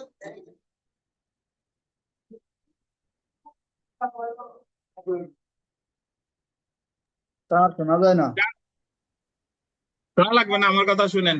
যার যার মতো করে গেলে একই অভিপ্রায়, আর সবাই দল বেঁধে গেলে পূর্ব পরিকল্পনা করে গেলে কি অভিন্ন অভিপ্রায়। 35 হুম। 34 34 অনলাইনে কোনো প্রশ্ন আছে? নাই এই জায়গায় এই উদাহরণ আমরা পড়বো না, আমরা 36-এ চলে আসি। আসেন,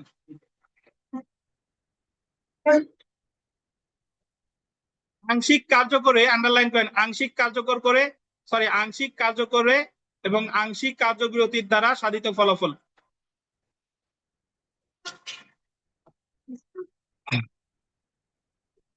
দেখেন 36টা হলো যে আপনি একটা কাজ করছেন, এখন এই কাজটা অর্ধেক করছেন আর বাকি অর্ধেক বিরত ছিলেন, কিন্তু এই আপনার কাজ এবং বিরত থাকার দুইটার ফলাফল স্বরূপ ওই অপরাধটা সংগঠিত হয়েছে, তখন ধরে নেওয়া হবে ওই পুরো কাজটা আপনি কাজ করে করছেন বা কাজ না করে করছেন। মানে আমি একটু উদাহরণ দিলে বুঝবেন। ধরেন একজন লোক একজন আরেকজনকে ধরে এনে প্রহার করছে, মৃদু প্রহার করছে, মানে প্রহার মানে হলো মারছে। যে মার দিছে তাতে তার মারা যাওয়ার কথা না, মার দেওয়ার পরে 2 দিন তারা না খাওয়াই রাখছে, ফলস্বরূপ সে মারা গেছে। তাহলে আংশিক কার্য মানে কি? আংশিক তারে মারছে, আর আংশিক কার্য বিরতি মানে মারে নাই বাট কি করে রাখছে, না খাওয়াই রাখছে। এই দুইটার কম্বিনেশনে অপরাধটা সংঘটিত হয়েছে। তাহলে ধরে নেওয়া হবে যে ওই লোকটা তারে মানে অত্যাচার করে মারছে অথবা না খাইয়ে মারছে, মানে সে খুনের দায়ে দণ্ডিত হবে আর কি। হয় অত্যাচার করে মারতে ধরে নেবে, নাহলে কি না খাইয়ে মারছে। এই যে দেখেন, যখন কোনো অপরাধ কোনো আংশিক কার্য বা আংশিক কার্যবিরতির ফলাফল, সেক্ষেত্রে উক্ত অপরাধটি কোনো সম্পূর্ণ কার্য বা কার্যবিরতির মাধ্যমে, এই যে আন্ডারলাইন করেন, উক্ত অপরাধটি কোনো সম্পূর্ণ কার্য বা কার্যবিরতির মাধ্যমে সাধিত হয়েছে মর্মে গণ্য হবে, এবং সম্পূর্ণ কার্য বা কার্যবিরতির দ্বারা কোনো অপরাধ করলে কোনো ব্যক্তি যেভাবে দায়ী হতো আংশিক কার্য বা আংশিক কার্যবিরতির দ্বারা অপরাধ করলেও অনুরূপভাবে কি হবে, দায়ী হবে। আমরা যদি একটা উদাহরণ করি, যে এ বি কে হত্যার জন্য অভিযুক্ত, এ বি কে স্বেচ্ছায় হত্যা করেছে আংশিক খাদ্যদান হতে বিরত রেখে এবং আংশিকভাবে তাকে মারধর করে, এই ক্ষেত্রে এ বি কে হত্যার জন্য কি হবে, দায়ী হবে। অর্থাৎ আপনি আংশিক কাজ করছেন আর আংশিক কাজ থেকে বিরত রয়েছেন। কোন অপরাধ যদি হয় ধরে নিবে আপনি কাজ করেই অপরাধটা করছেন অথবা কাজের বিরতি থেকেই কাজটা করছেন। কত ধারা? 36 ধারা। 37-এ আসি, কোন প্রশ্ন থাকলে করেন সবাই। ধারা 37,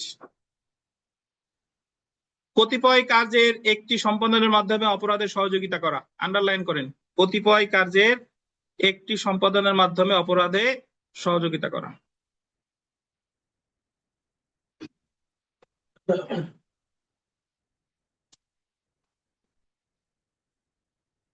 যে ক্ষেত্রে কতিপয় কাজের মাধ্যমে কোনো অপরাধ সংগঠন করা হয়, কতিপয় কার্য মানে কি, কয়েকটা কার্য, একটা কার্য না, কতিপয় কার্য কয়টা, কয়েকটা কার্যের মাধ্যমে আমরা ধাপে ধাপে একটা অপরাধ করার পরিকল্পনা করছি। আমি, ফেরদৌস, শাকিল আমরা পরিকল্পনা করছি যে তানভীর আলম খানরে আমরা একজন এক একদিন খাওয়াইতে নিব। একদিন আমরা লাঞ্চ করাবো, একদিন ডিনার করাবো, আর একদিন ব্রেকফাস্ট করাবো। 3 জন 3 ভাবে ওনারে হালকা মৃদু মাত্রায় বিষ প্রয়োগ করবো, এবং আমাদের আলটিমেট উদ্দেশ্য হলো যে আমাদের এই 3 জনের কতিপয় কাজের মাধ্যমে তানভীর আলম খানরে কি করা, হত্যা করা। বুঝছেন? এখন যদি এরকম হয় যে প্রথম দিন আমি ডিনার করাইতে নিলাম, মৃদু বিষ খাওয়াইছি, উনি মরে নাই। দ্বিতীয় দিন শাকিল নিছে ব্রেকফাস্টে, ওই মৃদু বিষ খাওয়াইছে, উনি মরে নাই। তৃতীয় দিন ফেরদৌস বাকি ডোজ দিয়ে দিছে, তানভীর আলম খান মৃত্যুর কোলে ঢলে পড়ছে। তাহলে এই ক্ষেত্রে আমাদের 3 জনরে 302 ধারায় দণ্ডিত করার জন্য 34 আসবে না, কত আসবে, 37। কত বলেন? 37। কারণ এই কাজগুলো আমরা ধাপে ধাপে করতে চেয়েছি। এখন আমি 34 37-এর পার্থক্য পরে আসতেছি, আগে 37টা ভালোভাবে বুঝাই নেই। যদি এরকম হতো যে প্রথম দিন আমি পরিকল্পনা তো করছি 3 জনে খাওয়াবো 20, কিন্তু প্রথম দিন 20 খাওয়ানোর পরেই তানভীর আলম খানের হজম প্রক্রিয়া খারাপ, প্রথম দিন 20 খেয়ে উনি মৃত্যুর করে ঢলে পড়ছে, তাহলে শাকিলের আর ফেরদৌসের খাওয়ানো লাগে নাই, কিন্তু তবুও ওই দুইজন কি হবে, আমার সাথে সাথে ওই দুইজন তাই হবে। বুঝেন কিনা? অথবা আমি আর শাকিল খাওয়াইছি, ফেরদৌসের খাওয়ানো লাগে নাই, তবুও কি ফেরদৌস তাই হবে। বুঝছেন? এলো 37। এখন বলতে পারেন যে স্যার তাহলে 34 আর 37-এর মধ্যে পার্থক্য কি? ওই জায়গাও তো পরিকল্পনা করেও করে, এই জায়গাও তো আপনারা পরিকল্পনাই করলেন, তাহলে পার্থক্য কি? পার্থক্য আছে ভাই। 34-এ টোটাল কাজটা করতে চাইছিলাম একসাথে, আর এই জায়গায় হচ্ছে পার্ট বাই পার্ট, যে আজকে তুমি, কালকে ও, তারপরের দিন আর একজন। বুঝছেন? যদি এরকম হতো যে 3 জনেই পরিকল্পনা করছি যে আজকে আমি আসি, তুমি হোটেলের বাইরে থাকো, আমি ওই জায়গায় আসি, তুমি খাওয়াইতে নিয়ে তানভীর আলম খান রে শেষ করে ফেলবো, 20 খায় যদি নাও মরে, আমরা এসে 12 মেরে ফেলবো একই সাথে। এটা কত? 34। আর যখন ধাপে ধাপে করতেছি তখন কত? 37। বুঝছেন? কতিপয় কার্য হলেই 37। একটু পড়ি দেখেন।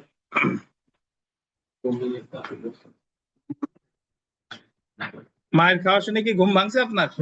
দেখেন, যে ক্ষেত্রে কতিপয় কাজের মাধ্যমে কোনো অপরাধ সংগঠন করা হয়, সেক্ষেত্রে যে ব্যক্তি একাকী বা যৌথভাবে অন্যের সাথে উক্ত কাজ সমূহের যে কোনো একটি কার্য করার মাধ্যমে উক্ত অপরাধ সংগঠনে ইচ্ছাকৃতভাবে, আন্ডারলাইন করেন, সহযোগিতা করে, সেক্ষেত্রে সহযোগিতাকারীও উক্ত অপরাধটির জন্য কি হবে? দায়ী হবে। অপরাধজনক কাজে সহযোগিতা একটি অপরাধ, ফলশ্রুতিতে কোনো অপরাধে অভিযুক্তকে ইচ্ছাকৃত সহযোগিতা শাস্তিযোগ্য অপরাধ। আমরা উদাহরণ পড়লে ভালো বুঝবো। উদাহরণটা পড়ি দেখেন।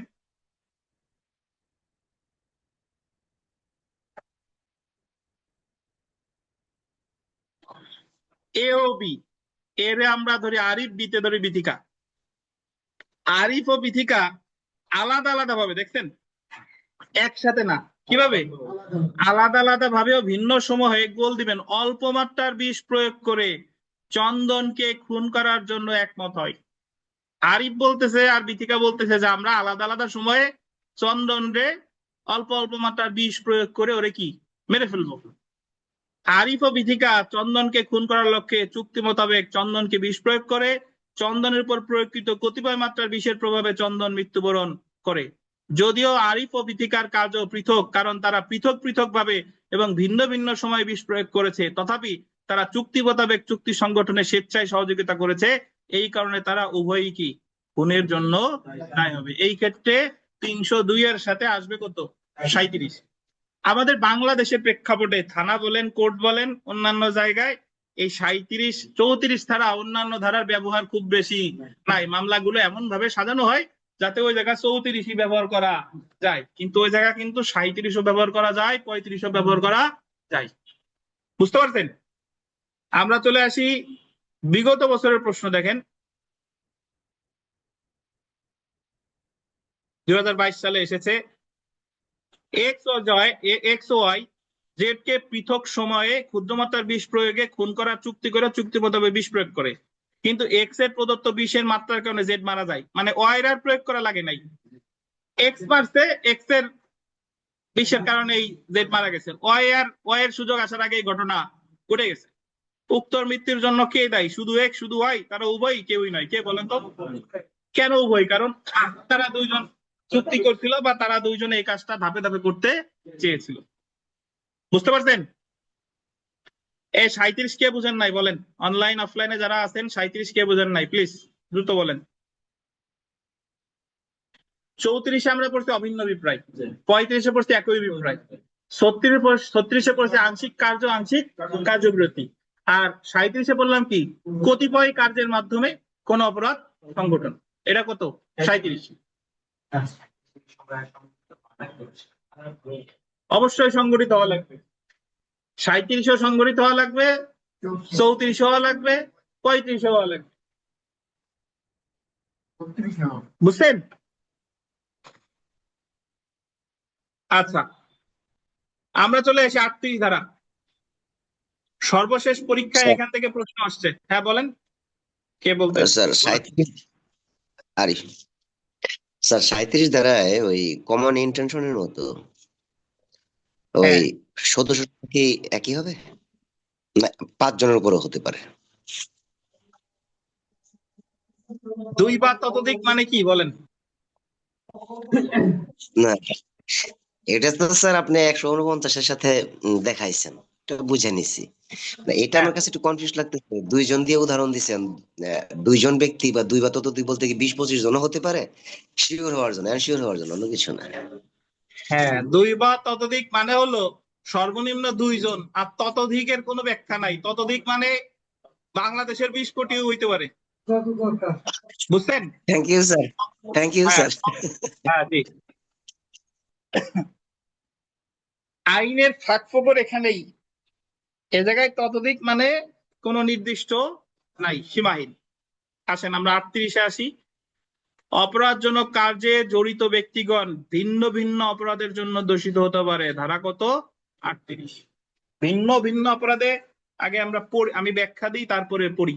শুনেন, 38 ধারায় বলছে যে অপরাধ হইছে একটা, কিন্তু দুইজন শাস্তি পাবে দুই রকম। ধরেন ডিপজল মারা গেছে, কিন্তু তানভীর দণ্ডিত হচ্ছে খুনের জন্য, আর বিমল সাহেব দণ্ডিত হচ্ছে নিন্দনীয় নরহত্যার জন্য। কিন্তু মারা গেছে কি একজন, তাহলে একজন যদি মারা যায় তাহলে তো দুইজন হবে, দুইজনই দণ্ডিত হবে একই সাজায়। কিন্তু এই জায়গা তারা সাজা পাচ্ছে কি ভিন্ন ভিন্ন। কেন ভিন্ন ভিন্ন একটু শুনেন।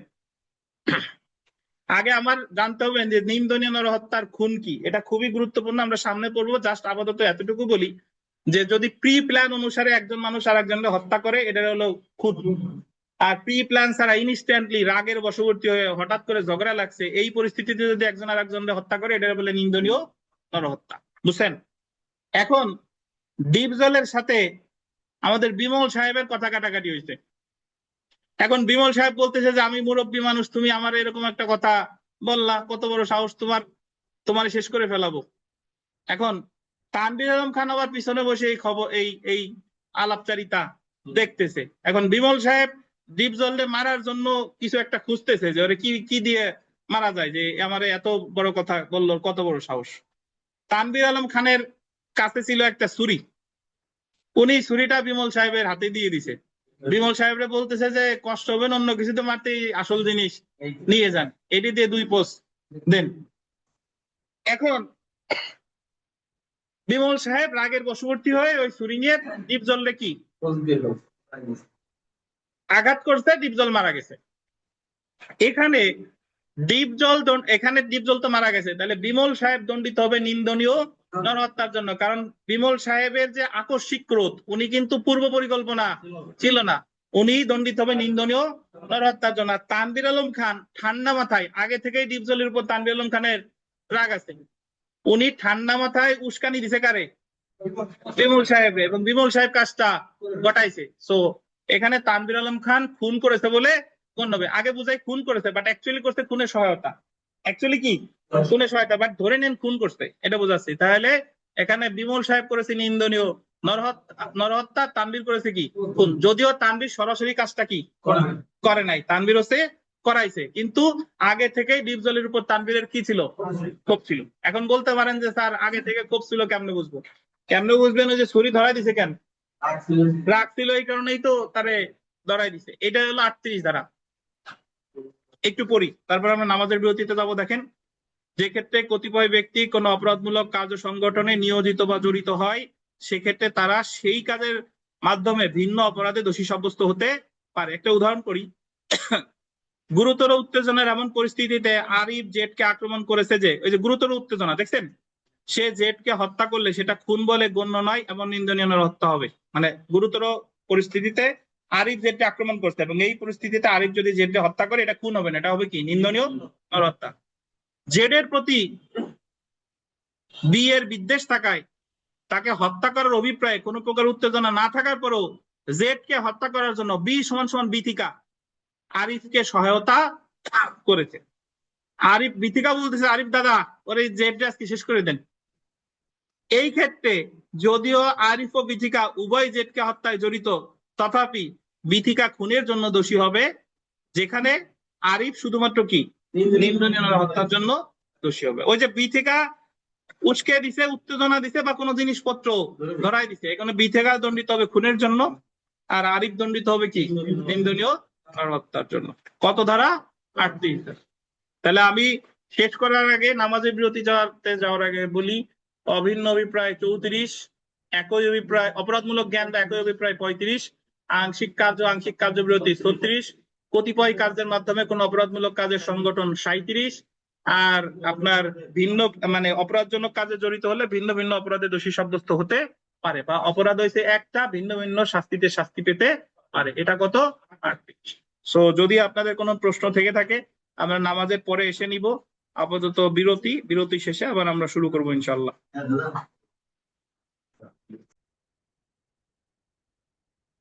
34 থেকে 38 পর্যন্ত যে প্রশ্নগুলো আছে মানে সেলফ প্র্যাকটিসের, এগুলো পড়ে ফেলবেন কষ্ট করে।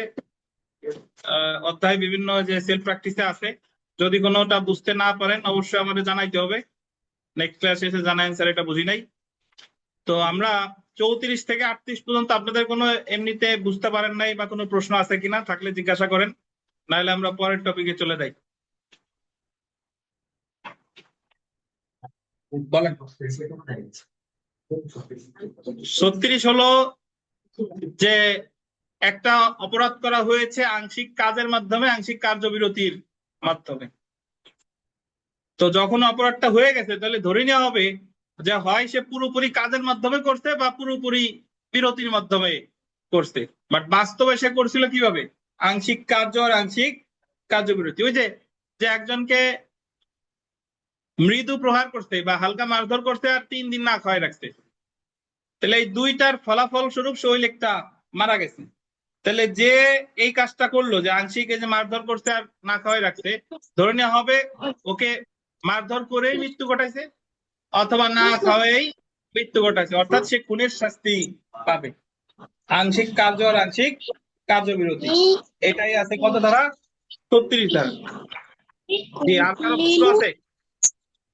স্যার আসসালামু আলাইকুম। ওয়ালাইকুম আসসালাম। জি বলেন। স্যার 38টা একটু সহজভাবে বুঝাই দিতে যদি পারেন স্যার। 38টা একটু 38 বললাম সহজভাবে। অলরেডি। 38 সহজভাবে হলো যে অপরাধ হয়েছে একটা, কিন্তু বিভিন্ন জন বিভিন্ন ধরনের শাস্তি পাবে। সাধারণত যদি 5 জন ব্যক্তি চুরি করে তাহলে 5 জন ব্যক্তি চুরির শাস্তি পায়, কেউ কিন্তু ডাকাতির শাস্তি পাবে না। বা 5 জন ব্যক্তি খুন করলে সবাই খুনের সাজাই পাবে। খুন একটা হইছে কিন্তু সবাই কি খুনের সাজা। কিন্তু এই জায়গায় একজন ব্যক্তি মারা গেছে, কিন্তু 38-এর ক্ষেত্রে 2 জন সাজা পাচ্ছে 2 ভাবে। কেন? ওই যে খুনটা একজন করছে প্রি প্ল্যান অনুসারে সহায়তা করছে, আর একজন হলো হঠাৎ আকস্মিক উত্তেজিত হয়ে কাজটা করছে। এই কারণে যিনি আকস্মিক উত্তেজিত হয়ে অপরাধটা করছে তিনি করছিল নিন্দনীয় নরহত্যা, আর যে ওনারে দিয়ে করাইছে সে করছে হলো কি খুন। অর্থাৎ ওই যে বলতেছিলাম যে 2 জনের মধ্যে হঠাৎ কথা কাটাকাটি হয়েছে, হওয়ার পরে একজন আকস্মিক উত্তেজিত হয়ে ওর মারধর করতে, মারধর করার পর পাশ থেকে একজন আবার ধরেন ছুরি একটা ধরাই দিছে, যা খালি হাতে মারধর করে মজা নাই, এই ছুরি দিয়ে মারো, ছুরি দিয়ে ওরা পোজ দিছে, মারা গেছে। তাহলে যে এই যে মারধর করতেছিল 2 জনের মধ্যে হঠাৎ আকস্মিক উত্তেজিত হয়ে, ওর আঘাতেই তো মারাটা গেল, বাট সে করছিল নিন্দনীয় নরহত্যা। আর যে পাশ থেকে ছুরি ধরাই দিছে ঠান্ডা মাথায়, সে করতে হলো কি খুন।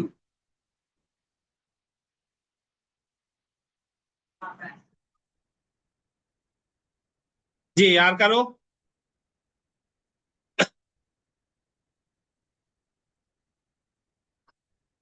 আসেন আমরা দণ্ড সম্পর্কিত এখানে চলে আসি, অফ পানিশমেন্ট।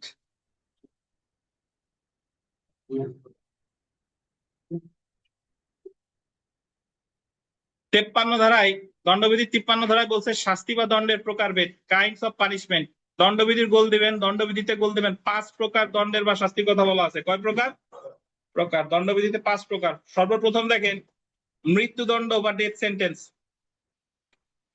তারপর দেখেন যাবজ্জীবন কারাবাস বা ইমপ্রিজনমেন্ট ফর লাইফ। ব্র্যাকেটে একটু লিখে রাখেন সর্বদা সশ্রম।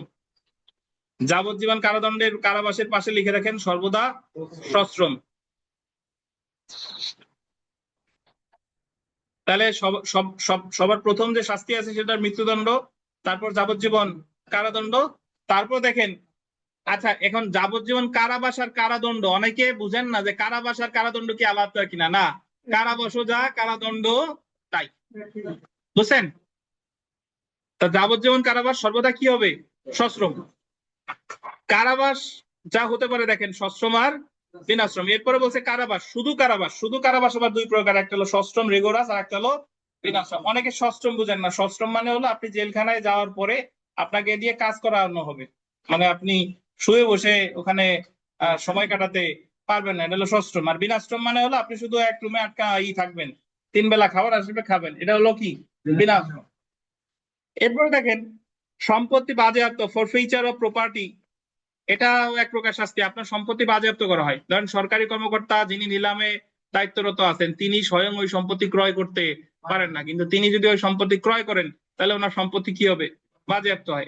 এটা হলো ফরফিচার অফ প্রপার্টি। আর সবশেষে আছে অর্থদণ্ড বা ফাইন। অর্থদণ্ডের আর একটা বাংলা প্রতিশব্দ হচ্ছে জরিমানা, এবং এটার ইংরেজিতে বলে ফাইন। এবং একটা জিনিস এখানে খেয়াল রাখবেন যে অর্থদণ্ড বা জরিমানা তো একই, কিন্তু ক্ষতিপূরণ কিন্তু আলাদা। ক্ষতিপূরণ আমাদের দণ্ডবিধি অনুসারে কোনো শাস্তি না। ক্ষতিপূরণ দেয়, ক্ষতিপূরণ যদি আসামি দেয় পাবে বাদী, ক্ষতিপূরণ যদি বাদী দেয় পাবে কে? আসামি। কিন্তু ফাইন যেই দেখ না কেন ফাইন সর্বদা পাবে হচ্ছে রাষ্ট্র। তার মানে কম্পেনসেশন এক পক্ষ দিলে আর এক পক্ষ পায়, কিন্তু ফাইন যেই দেখ না কেন পাবে কে? রাষ্ট্র।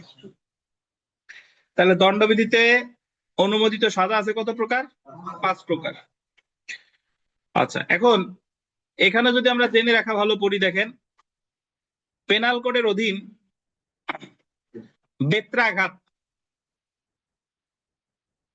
হুইপিং এবং যাবজ্জীবন দ্বীপান্তর অনুমোদিত সাজা না। পেনাল কোডের অধীন এই যে কি বলছে, বেত্রাঘাত। বেত্রাঘাত হলো বেত দিয়ে মারা, এটা আর এখন অনুমোদিত সাজা। আর একটা হলো যাবজ্জীবন দ্বীপান্তর। যাবজ্জীবন দ্বীপান্তর মানে একটা পর্যায় পর্যন্ত এই যাবজ্জীবন কারাবাসের জায়গা ছিল যাবজ্জীবন দ্বীপান্তর, কারাগারে না রেখে নির্জন দ্বীপে পাঠাই দিত, যা আজীবন তুমি ওই দ্বীপে থাকো। এটা হলো যাবজ্জীবন দ্বীপান্তর। এখন যাবজ্জীবন দ্বীপান্তর কি সাজা না? অনুমোদিত সাজা না। বুঝতে পারছেন? তাহলে শাস্তি কত প্রকার? 5 প্রকার। এখানে একটু আরো একটু স্টাডি লেখেন, ক্ষতিপূরণ ও ক্রোক অনুমোদিত সাজা নয়। পাশে লিখে রাখেন, ক্ষতিপূরণ ও ক্রোক অনুমোদিত সাজা নয়। ক্ষতিপূরণ ও ক্রোক অনুমোদিত সাজা নয়।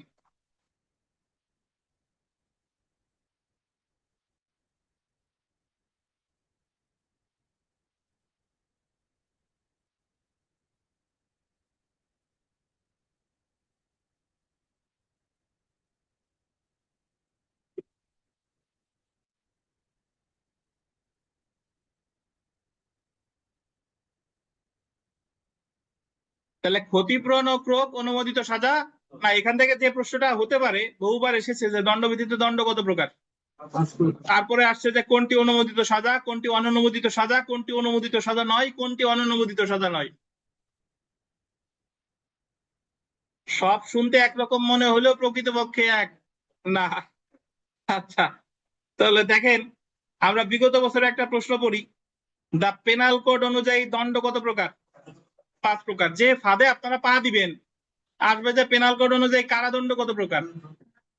2 প্রকার, কিন্তু টাকায় দিবেন 5 প্রকার। কারাদণ্ড তো 2 প্রকার, কি কি? সশ্রম আর বিনাশ্রম। সেই ফাঁদে পা দেওয়া যাবে না। আমরা এই পাশে চলে আসেন দণ্ডবিধিতে উল্লেখিত সর্বোচ্চ এবং সর্বনিম্ন শাস্তি।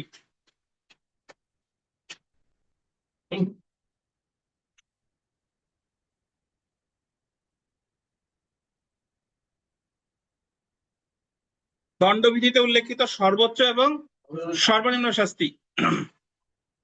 এখানে কারাবাস যদি দেখেন, কারাবাসের ক্ষেত্রে সর্বোচ্চ লেখছে জায়গা 30 বছর, পুরাতন বইতে আছে 20 বছর। আমরা সর্বোচ্চ বা শাস্তি বা দণ্ড যদি সবার উপরে আছে কি? মৃত্যুদণ্ড পাইছেন। এরপর কারাবাসের ক্ষেত্রে সর্বোচ্চ কারাবাস কত লেখছে? 30 বছর আছে, 20 বছর আছে, আমরা কাউন্ট করব 20 বছর। কারণ ব্যাখ্যাটা পরে বলি, আমাদের দণ্ডবিধির 55 ধারায় বলছে যে সরকার যাবজ্জীবন কারাদণ্ডপ্রাপ্ত ব্যক্তির সাজা কমাইয়া অনধিক 20 বছর করতে পারে, এই কারণে 20 বছর। আর 30 বছরের যে ব্যাখ্যা, এই ব্যাখ্যাটা সামনে আসতেছি যে যাবজ্জীবন কারাদণ্ডের ভগ্নাংশ নিরূপণের ক্ষেত্রে ওই যাবজ্জীবন কারাদণ্ডে ধরতে হবে 30 বছর। আপাতত এটা আমরা সামনে পড়তেছি, আপাতত মধ্যে দেখেন 20 বছর। আর সর্বনিম্ন কারাবাসের মেয়াদ দেখেন 24 ঘন্টা বা জরিমানা সহ, যার পরিমাণ কত 10 টাকা পর্যন্ত হতে পারে। এটা কত ধারা? 510 ধারা বিবিআই। পরীক্ষায় আসতে পারে যে দণ্ডবিধিতে সর্বনিম্ন কারাবাস কত, 24 ঘন্টা বা জরিমানা সহ, যার পরিমাণ কত 10 টাকা। তাহলে সর্বনিম্ন অর্থদণ্ড কত? 10 টাকা। এই 10 টাকা পাবে কে? রাষ্ট্র পাবে। 10 টাকা পাবে রাষ্ট্র। জেনে রাখা ভালোতে চলে আসেন দণ্ডবিধির 510 ধারা অনুযায়ী প্রকাশ্যে মাতাল ব্যক্তির, আন্ডারলাইন করেন, প্রকাশ্যে মাতাল ব্যক্তির অশোভন আচরণ। মাতাল ব্যক্তি মদ খেয়ে যে মাতাল হয়েছে তা না, যে কোনো ভাবে সে মাতাল হতে পারে। প্রকাশ্যে মাতাল ব্যক্তির অশোভন আচরণের শাস্তি হতে পারে 24 ঘন্টা পর্যন্ত জরিমানা সহ, যার পরিমাণ কত 10 টাকা বা উভয়। বুঝছেন? আর 510 ধারার অধীন শাস্তি হবে বিনাশ্রম কারাবাস। তাহলে এই যে 24 ঘন্টা কারাবাস, এটা কি কারাবাস? বিনাশ্রম, অবশ্যই বিনাশ্রম। এখানে একটু লিখে রাখেন, বর্তমানে মাদকদ্রব্য নিয়ন্ত্রণ আইনের, বর্তমানে মাদকদ্রব্য নিয়ন্ত্রণ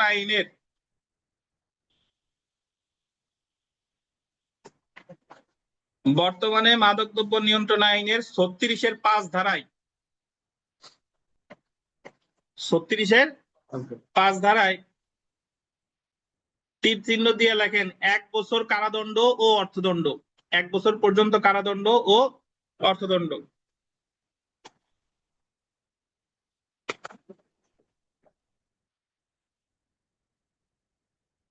এক বছর পর্যন্ত কারাদণ্ড ও অর্থদণ্ড। অর্থাৎ এই যে প্রকাশ্য স্থানে যদি কেউ মাতলামি করে, তাহলে তার সাজা দণ্ডবিধির 510-এ তো 24 ঘন্টা আর 10 টাকা। কিন্তু বর্তমানে মাদকদ্রব্য নিয়ন্ত্রণ আইন 2018 সালে যেটা প্রণয়ন করছে, সেই আইনের 36-এর 5 ধারায় বলছে যে প্রকাশ্যে যদি কেউ মাতলামি করে, তাহলে তার সর্বোচ্চ সাজা কত হতে পারে? 1 বছর ও অর্থদণ্ড। এটা জানার জন্য, বার কাউন্সিল পরীক্ষাটা আসবে না, বাট আপনার এটা জানার জন্য। তো আমরা বিগত বছরের প্রশ্নে যদি আসি, যে পেনাল কোডে বর্ণিত অপরাধগুলোর মধ্যে সর্বনিম্ন সাজা কত? তো পেনাল কোডে বর্ণিত অপরাধগুলোর মধ্যে সর্বোচ্চ সাজা কত? 24 ঘন্টা বিনাশ্রম কারাদণ্ড বা 10 টাকা পর্যন্ত জরিমানা বা উভয়।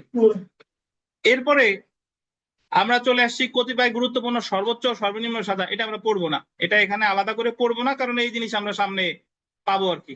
বুঝতে পারছেন? সেই জন্য এই জায়গা কিছুই পড়বো না। চলে আসেন মৃত্যুদণ্ড, ডেথ সেন্টেন্স। পাইছেন? মৃত্যুদণ্ড, ডেথ সেন্টেন্স, মৃত্যুদণ্ডের আর একটা সিনোনিম আছে বা প্রতিশব্দ আছে, এটা হলো ক্যাপিটাল পানিশমেন্ট বলে। কি বলেন? Capital punishment. যদি কোথাও ক্যাপিটাল পানিশমেন্ট শব্দটা থাকে, তাহলে এটা দ্বারা কি বুঝবেন? মৃত্যুদণ্ড। তো আমরা চলে আসি দণ্ডবিধির অধীন আদালত নিম্নলিখিত গোল দিবেন 10টি ক্ষেত্রে মৃত্যুদণ্ড দিতে পারে। আমাদের দণ্ডবিধিতে মোট ধারা আছে 511টা। এই 511টা ধারার মধ্যে মাত্র 10টা ধারায় সর্বোচ্চ শাস্তি হিসেবে উল্লেখ করা হয়েছে মৃত্যুদণ্ডকে। মৃত্যুদণ্ড কিভাবে কার্যকর করে বলেন তো? ফৌজদারি কার্যবিধি 368 ধারায় আছে যে ফাঁসিতে ঝুলিয়ে মৃত্যুদণ্ড কার্যকর করা হবে। তো প্রথমেই চলে আসি আমরা মৃত্যুদণ্ডের কি কি আছে দেখেন। 1 নাম্বার, বাংলাদেশের বিরুদ্ধে যুদ্ধে লিপ্ত হওয়া বা যুদ্ধে লিপ্ত হওয়ার উদ্যোগ করা বা সহায়তা করার ধারা কত? 121।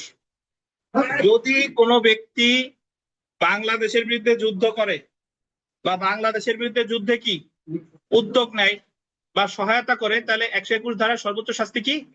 মৃত্যুদণ্ড। তাহলে আমরা মনে রাখবো এ জায়গায় 3টা জিনিস কিন্তু। যুদ্ধে লিপ্ত হওয়া, লিপ্ত হওয়া মানে কি? করা, উদ্যোগ গ্রহণ করা মানে অ্যাটেম্প্ট মাত্র নিছি। আর একটা কি? সহায়তা করা। এই তিনটা শাস্তি 121 ধারায় কত? মৃত্যুদণ্ড। 2 নাম্বার, বিদ্রোহে বিশেষত সৈনিক ও নাবিক সম্বন্ধে, এটা আন্ডারলাইন করেন, বিদ্রোহে সৈনিক এবং নাবিক সম্বন্ধে সহায়তা এবং সেটার ফলে বিদ্রোহ সংগঠিত হওয়া। এই যে সৈনিক বা নাবিকদের মধ্যে যদি কেউ বিদ্রোহে সহায়তা করে এবং সেটার ফলে যদি বিদ্রোহ সংগঠিত হয়, সেক্ষেত্রেও সর্বোচ্চ শাস্তি মৃত্যুদণ্ড। 3 নাম্বার, মিথ্যা সাক্ষ্য দেওয়া। এই প্রতিটা অপরাধে আমরা সামনে পড়বো। মিথ্যা সাক্ষ্য দেওয়া মানে হলো যখন আপনি আদালতে দাঁড়াইছেন বা কোনো কর্মকর্তার কাছে বা কোথাও সাক্ষ্য দিতে গেছেন, তখন আপনি যদি মিথ্যা সাক্ষ্য দেন, মিথ্যা সাক্ষ্য দেওয়া বা উদ্ভাবন করা যার উপর ভিত্তি করে নির্দোষ ব্যক্তি, আন্ডারলাইন করবেন, মৃত্যুদণ্ডে দণ্ডিত হলে, মানে আপনার মিথ্যা সাক্ষ্যের কারণে যদি কেউ কি হয়, মৃত্যুদণ্ডে দণ্ডিত হয়, এবং মৃত্যুদণ্ড শুধু দণ্ডিত না, আন্ডারলাইন করেন, কার্যকর করা হলে। আপনার মিথ্যা সাক্ষ্যের উপর ভিত্তি করে শুধু মৃত্যুদণ্ড না, মৃত্যুদণ্ড যদি কি হয়, কার্যকর করা হয়, যে ব্যক্তি মিথ্যা সাক্ষ্য দিয়েছে তাকে মৃত্যুদণ্ডের আদেশ দেওয়া যাবে। তাহলে আমরা প্রথমে মনে রাখলাম বাংলাদেশের বিরুদ্ধে যুদ্ধ ঘোষণা 121, বিদ্রোহ 100 কত 32, মিথ্যা সাক্ষ্য দান বা উদ্ভাবনের ফলে মৃত্যুদণ্ড দেওয়া এবং মৃত্যুদণ্ড কার্যকর হওয়া 194। তারপরে দেখেন খুন কত ধারা? 302। খুন 302, খুনের ধারা মোটামুটি প্রচলিত, সবাই জানে। 5 নম্বরে দেখি আমরা, যাবজ্জীবন কারাদণ্ডে দণ্ডিত ব্যক্তি কর্তৃক খুন করলে। কে খুন করছে? যাবজ্জীবন কারাদণ্ডে দণ্ডিত ব্যক্তি। এখন যদি বলেন এই ধারার সামনে আমরা পড়বো, যাবজ্জীবন কারাদণ্ড মানে হলো একজনের যাবজ্জীবন কারাদণ্ড দিছে, তারে যদি কেউ কি করে, খুন করে, তাহলে সাজা হবে কততে? 303। এখন জিজ্ঞাসা করতে পারেন যে যাবজ্জীবন কারাদণ্ডপ্রাপ্ত ব্যক্তিরা কোথায় খুন করছে, মানে উনি কোথায় খুন করছে? উনি জেলখানার ভিতরে খুন করতে পারে, বাইরে খুন করতে পারে। 6 নম্বর দেখেন, নাবালক উন্মাদ বা মদ্যপ ব্যক্তিকে আত্মহত্যায় প্ররোচিত করলে এবং তার ফলে আত্মহত্যা করলে। নাবালক উন্মাদ মদ্যপ ব্যক্তিরা যদি আপনি আত্মহত্যায় প্ররোচিত করছেন এবং এর ফলে যদি সে আত্মহত্যা করে, তাহলেও সর্বোচ্চ শাস্তি কি? মৃত্যুদণ্ড। তো নাবালকের সাথে কারো সম্পর্ক থাকলে সাবধান। দেখেন আমরা চলে আসি 7 নম্বরে, যাবজ্জীবন কারাদণ্ডে দণ্ডিত ব্যক্তি কর্তৃক জখম করে খুনের চেষ্টা করলে।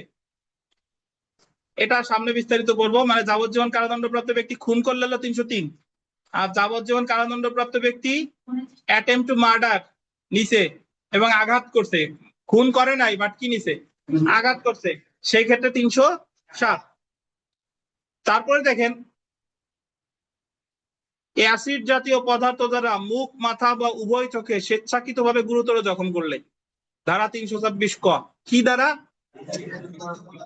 বিস্তারিত সামনে পড়বো। অ্যাসিড জাতীয় পদার্থ দ্বারা মুখ, মাথা বা উভয় চোখে স্বেচ্ছাকৃতভাবে জখম করলে 326 ক। তারপরে 9 নাম্বার, 10 বছরের নিচের কোনো ব্যক্তিকে খুন, গুরুতর আঘাত ইত্যাদি উদ্দেশ্যে অপহরণ বা বলপূর্বক অপহরণ করলে। কয় বছরের নিচে? 10 বছরের নিচে, 364 ক। সবশেষে আছে খুন সহ ডাকাতি, এটা কত? 396। খুন সহ ডাকাতির শাস্তিও কত? মৃত্যুদণ্ড। তাহলে দণ্ডবিধিতে কয়টা ধারা আছে যেখানে সর্বোচ্চ শাস্তি মৃত্যুদণ্ড হতে পারে? 10টা। এই 10টা আপনার মনে রাখতে হবে। বারবার রিডিং পড়লে মুখস্থ করার প্রয়োজন নাই, বারবার শুধু দেখবেন, বারবার দেখবেন। তাহলে আবার আমরা একটু মুখে মুখে মিলাই। বাংলাদেশের বিরুদ্ধে যুদ্ধ ঘোষণা 121, বিদ্রোহ 132, মিথ্যা সাক্ষ্য দান 194, খুন 302, যাবজ্জীবন কারাদণ্ড ব্যক্তি কর্তৃক খুন 303, যাবজ্জীবন কারাদণ্ডপ্রাপ্ত নাবালক উন্মাদ এদেরকে আত্মহত্যা প্ররোচনা করলে 305, যাবজ্জীবন কারাদণ্ডপ্রাপ্ত ব্যক্তি কর্তৃক জখম করে খুনের চেষ্টা 307, অ্যাসিড জাতীয় পদার্থ দ্বারা ক্ষতি করা 320 ক, 10 বছরের নিচের কোনো কাউকে খুন বা অন্যান্য উদ্দেশ্যে অপহরণ 364 ক, খুন সহ ডাকাতি কত? 396। শেখ তানবিন এক অ্যাটেম্পট দেন তো, কয়টা মনে আছে?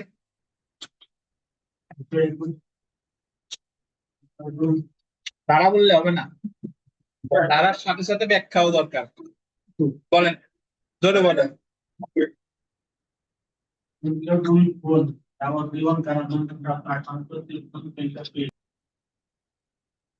চলে আসি জেনে রাখা ভালো। দেখেন জেনে রাখা ভালো, সরকার, সরকার শব্দটা বললেন, সরকার মৃত্যুদণ্ডপ্রাপ্ত আসামির গোল দিবেন অনুমতি ছাড়া মৃত্যুদণ্ড যে কোনো দণ্ডে রূপান্তর করতে পারে। আন্ডারলাইন করুন, রূপান্তর করতে পারে বা যে কোনো দণ্ডে কমিউট বা হ্রাস করতে পারে। বিবিআই মৃত্যুদণ্ড যারা দিতে তার অনুমতি ছাড়া সরকার মৃত্যুদণ্ড কি করতে পারে? হ্রাস, মওকুফ না, হ্রাস বা কমাতে পারে। রূপান্তর বা হ্রাস মানে মৃত্যুদণ্ডতে যাবজ্জীবন দিল বা অন্য কোনো কিছু দিল, বাট একেবারে মওকুফ করার ক্ষমতা 54 ধারায় নাই। তাহলে 54 ধারায় হ্রাস করে কে? সরকার। আচ্ছা, এরপরে দেখেন দণ্ডবিধির 55 ক ধারায় রাষ্ট্রপতির ক্ষমা প্রদর্শনের বিশেষ অধিকার, প্রেরোগেটিভ অফ মার্সি। রাষ্ট্রপতির ক্ষমা প্রদর্শনের অধিকার আমরা ফৌজদারি কার্যবিধিতে পড়েছিলাম। ফৌজদারি কার্যবিধি 402 ক, বাংলাদেশ সংবিধানে 49 অনুচ্ছেদ, আর দণ্ডবিধির আছে কত? 55 ক। প্রেরোগেটিভ অফ মার্সি মানে হলো রাষ্ট্রপতি যে কাউরে ক্ষমা করতে পারে, হ্রাস করতে পারে, পরিবর্তন করতে পারে যে কোনো সাজা। এটা কততে? 55 ক। তারপরে দেখেন দণ্ডবিধিতে একটি ক্ষেত্রে একমাত্র শাস্তি মৃত্যুদণ্ড, বিবিআই। দণ্ডবিধির 303 ধারায় যাবজ্জীবন কারাদণ্ডে দণ্ডিত ব্যক্তি কর্তৃক খুনের একমাত্র শাস্তি কি? মৃত্যুদণ্ড। তাহলে যাবজ্জীবন কারাদণ্ড প্রাপ্ত ব্যক্তি যদি কাউকে খুন করে তাহলে একমাত্র শাস্তি কি? মৃত্যুদণ্ড। এখানে একটু স্টার দিয়ে লেখেন একটি ক্ষেত্রে শাস্তি একমাত্র যাবজ্জীবন কারাদণ্ড। একটি ক্ষেত্রে শাস্তি শুধুমাত্র যাবজ্জীবন কারাদণ্ড। এখানে অ্যাকচুয়ালি শুধুমাত্র বললে ভুল হয়, ওই জায়গায় যাবজ্জীবন কারাদণ্ডের সাথে অর্থদণ্ড আছে, বাট ওই জায়গা অন্য কোনো কারাদণ্ডের বিধান নাই। দণ্ডবিধিতে সাধারণত বিভিন্ন জায়গায় যাবজ্জীবন কারাদণ্ড যে জায়গায় আছে সে জায়গায় অর্থদণ্ড মানে কারাদণ্ড আছে, বাট এই জায়গায় একটি ক্ষেত্রে শাস্তি শুধুমাত্র যাবজ্জীবন কারাদণ্ড, সেটা হলো ঠগ, ঠগ 311 ধারা। কত ধারা? 311। ঠগ কি সামনে বিস্তারিত করবো। তাহলে একটা ক্ষেত্রে শাস্তি মৃত্যুদণ্ড 303, একটা ক্ষেত্রে শাস্তি যাবজ্জীবন কারাদণ্ড 311, সেটা কি? ঠগ।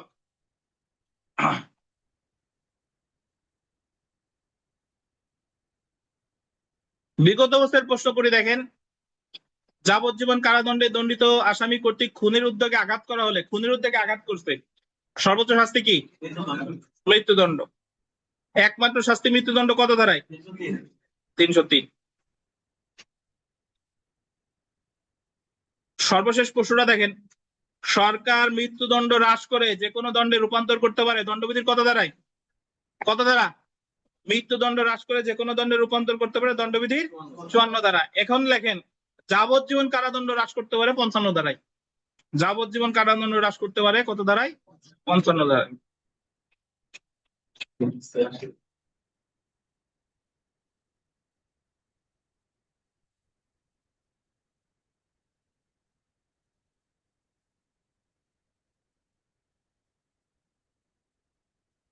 তাহলে সরকার মৃত্যুদণ্ড হ্রাস করতেছে 54 ধারা, যাবজ্জীবন কারাদণ্ড হ্রাস করতেছে কত ধারা? 55 ধারা। আপনারা সবাই সিগনেচার করছেন? কই দেখি।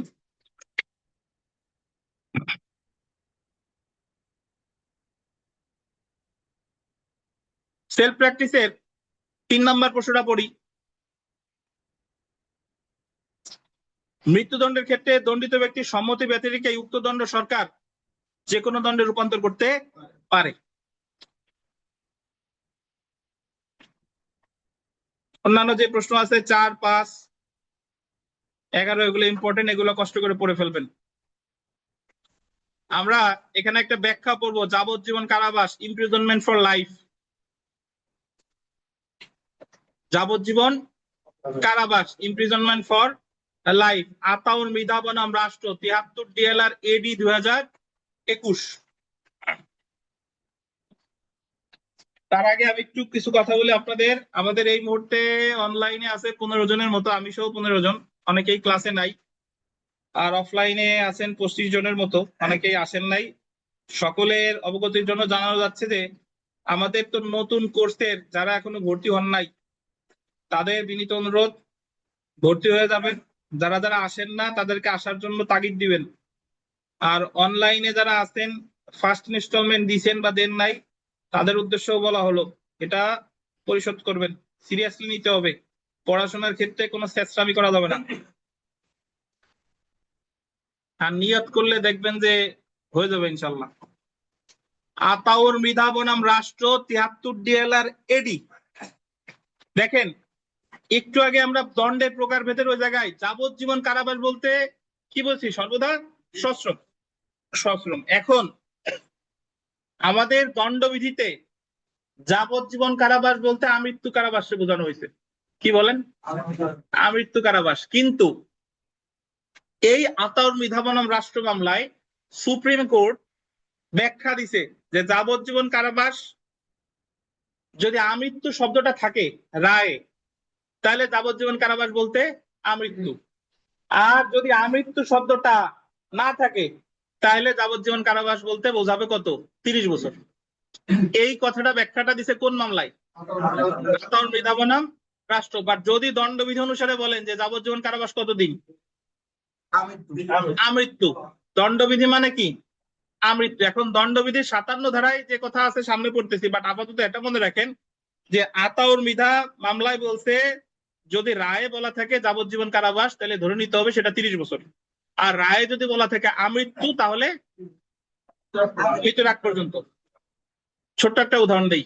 এই যে 4-5 দিন আগে দ্রুত বিচার ট্রাইব্যুনালে একটা রায় দিছে, 5 জনরে ফাঁসি দিছে, 11 জনরে যাবজ্জীবন কারাবাস দিছে, 4 জনরে দিছে আমৃত্যু যাবজ্জীবন কারাবাস। তার মানে কি 11 জন হলো যাবজ্জীবন কারাবাস, ওই জায়গায় আমৃত্যু শব্দটা নাই, তাহলে তারা কতদিন খাটবে? 30 বছর। আর যে 4 জনরে বলছে যে আমৃত্যু কারাবাস সে কয়জন কতদিন? মৃত্যুর আগ পর্যন্ত। বুঝতে পারছেন? এখন আমাদের মামলাটা তো বিচার হয়েছে 302 ধারায়।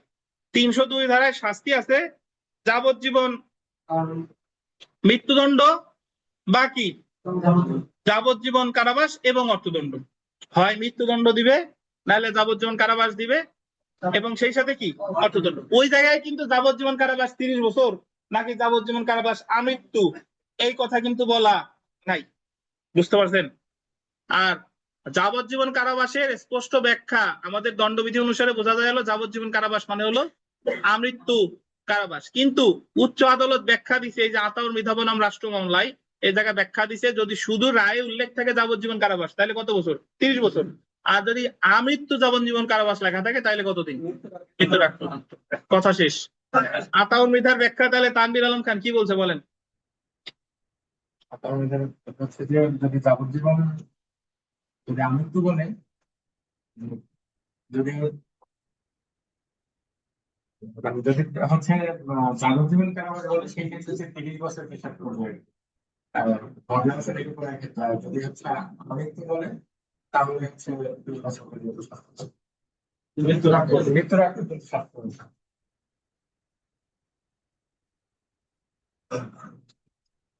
হয়েছে ওনার ব্যাখ্যা?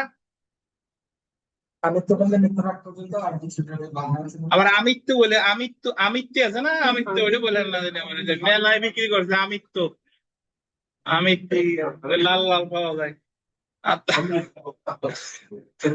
অমৃত ভালোবাসায় বলে যাই বলুক না কেন ওই জায়গাতে বলে আমৃত্যু হয়েছে, আমৃত্যু সেই আমৃত্যু। যাই হোক, তাহলে আমার যাবজ্জীবন কারাদণ্ডে বিচারক যদি রায় উল্লেখ করে আমৃত্যু তাহলে আমৃত্যু, আর শুধু যাবজ্জীবন করলে 30 বছর। বাট আমরা যদি পরীক্ষা এইভাবে আসে যে দণ্ডবিধি অনুসারে যাবজ্জীবন কারাবাস বলতে কতদিন বোঝায়? আমৃত্যু কারাবাস। ঠিক আছে। সো আতাউর মৃধা বনাম রাষ্ট্রের এই জায়গায় অনেক কথা টথা বলা আছে, এগুলা পড়তে টড়তে গেলে আপনাদের মাথা নষ্ট হয়ে যাবে, আমাদের দরকারও নাই। আমরা সরাসরি চলে আসি যাবজ্জীবন কারাবাস কমিয়ে অনধিক 20 বছরে করতে পারে, ধারা 55 পাইছেন? যাবজ্জীবন কারাদণ্ড কমিয়ে অনধিক 20 বছর করতে পারে। ওই যে একটু আগেই বলছি যে সরকার কমাতে পারে মৃত্যুদণ্ড 54-তে, আর যাবজ্জীবন কারাবাস কমাইতে পারে কততে? 55-তে। যাবজ্জীবন কারাদণ্ডের ক্ষেত্রে দণ্ডিত ব্যক্তির সম্মতি ব্যতিরেকে উক্ত দণ্ডকে সরকার অনধিক 20 বছর হ্রাস করতে পারে। কত ধারা? 55। এখানে যাবজ্জীবন কারাবাস বলতে 30 বছর গণ্য হবে, সরকার 30 বছর কমিয়ে অনধিক 20 বছর করতে হবে। কত বছর গণ্য হবে তাই দিয়ে আমাদের দরকার নাই, 55-তে কমিয়ে অনধিক কত করতে পারে? 20 বছর। বুঝতেন? এখন দণ্ডবিধির 57 ধারায় কি বলছে এটার ব্যাখ্যা আমরা একটু পড়ব। 57 ধারা আছে আপনাদের বইতে, ভগ্নাংশ নিরূপণের ক্ষেত্রে।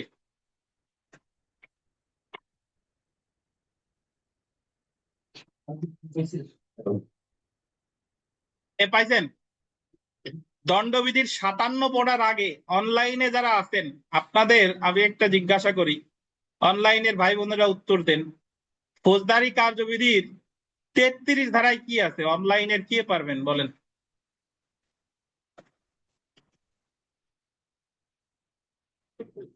তো সাজার মেয়াদ 4/1 হবে, যে সাজা দেবে সেই সাজা 4/1 হবে, এতটুকু মনে আছে স্যার।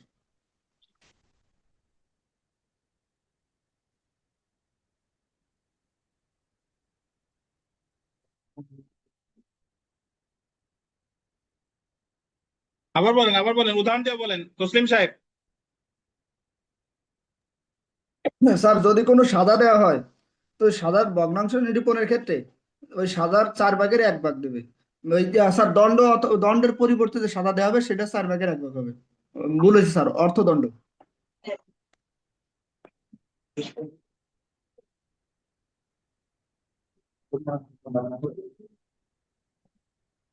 কেউ বলবেন? অনলাইনে আর কেউ বলতে চান?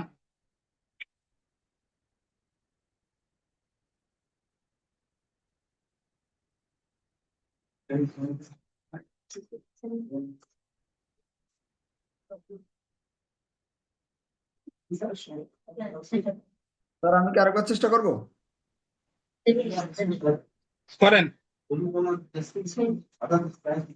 তার সাজার সাথে যদি অর্থদণ্ড দেওয়া হয় তাহলে অর্থদণ্ডের পরিবর্তে যে সাজাটা দেওয়া হবে সেটা হচ্ছে ওই যে সাজা দিচ্ছে ওই সাজা 4/1 হবে।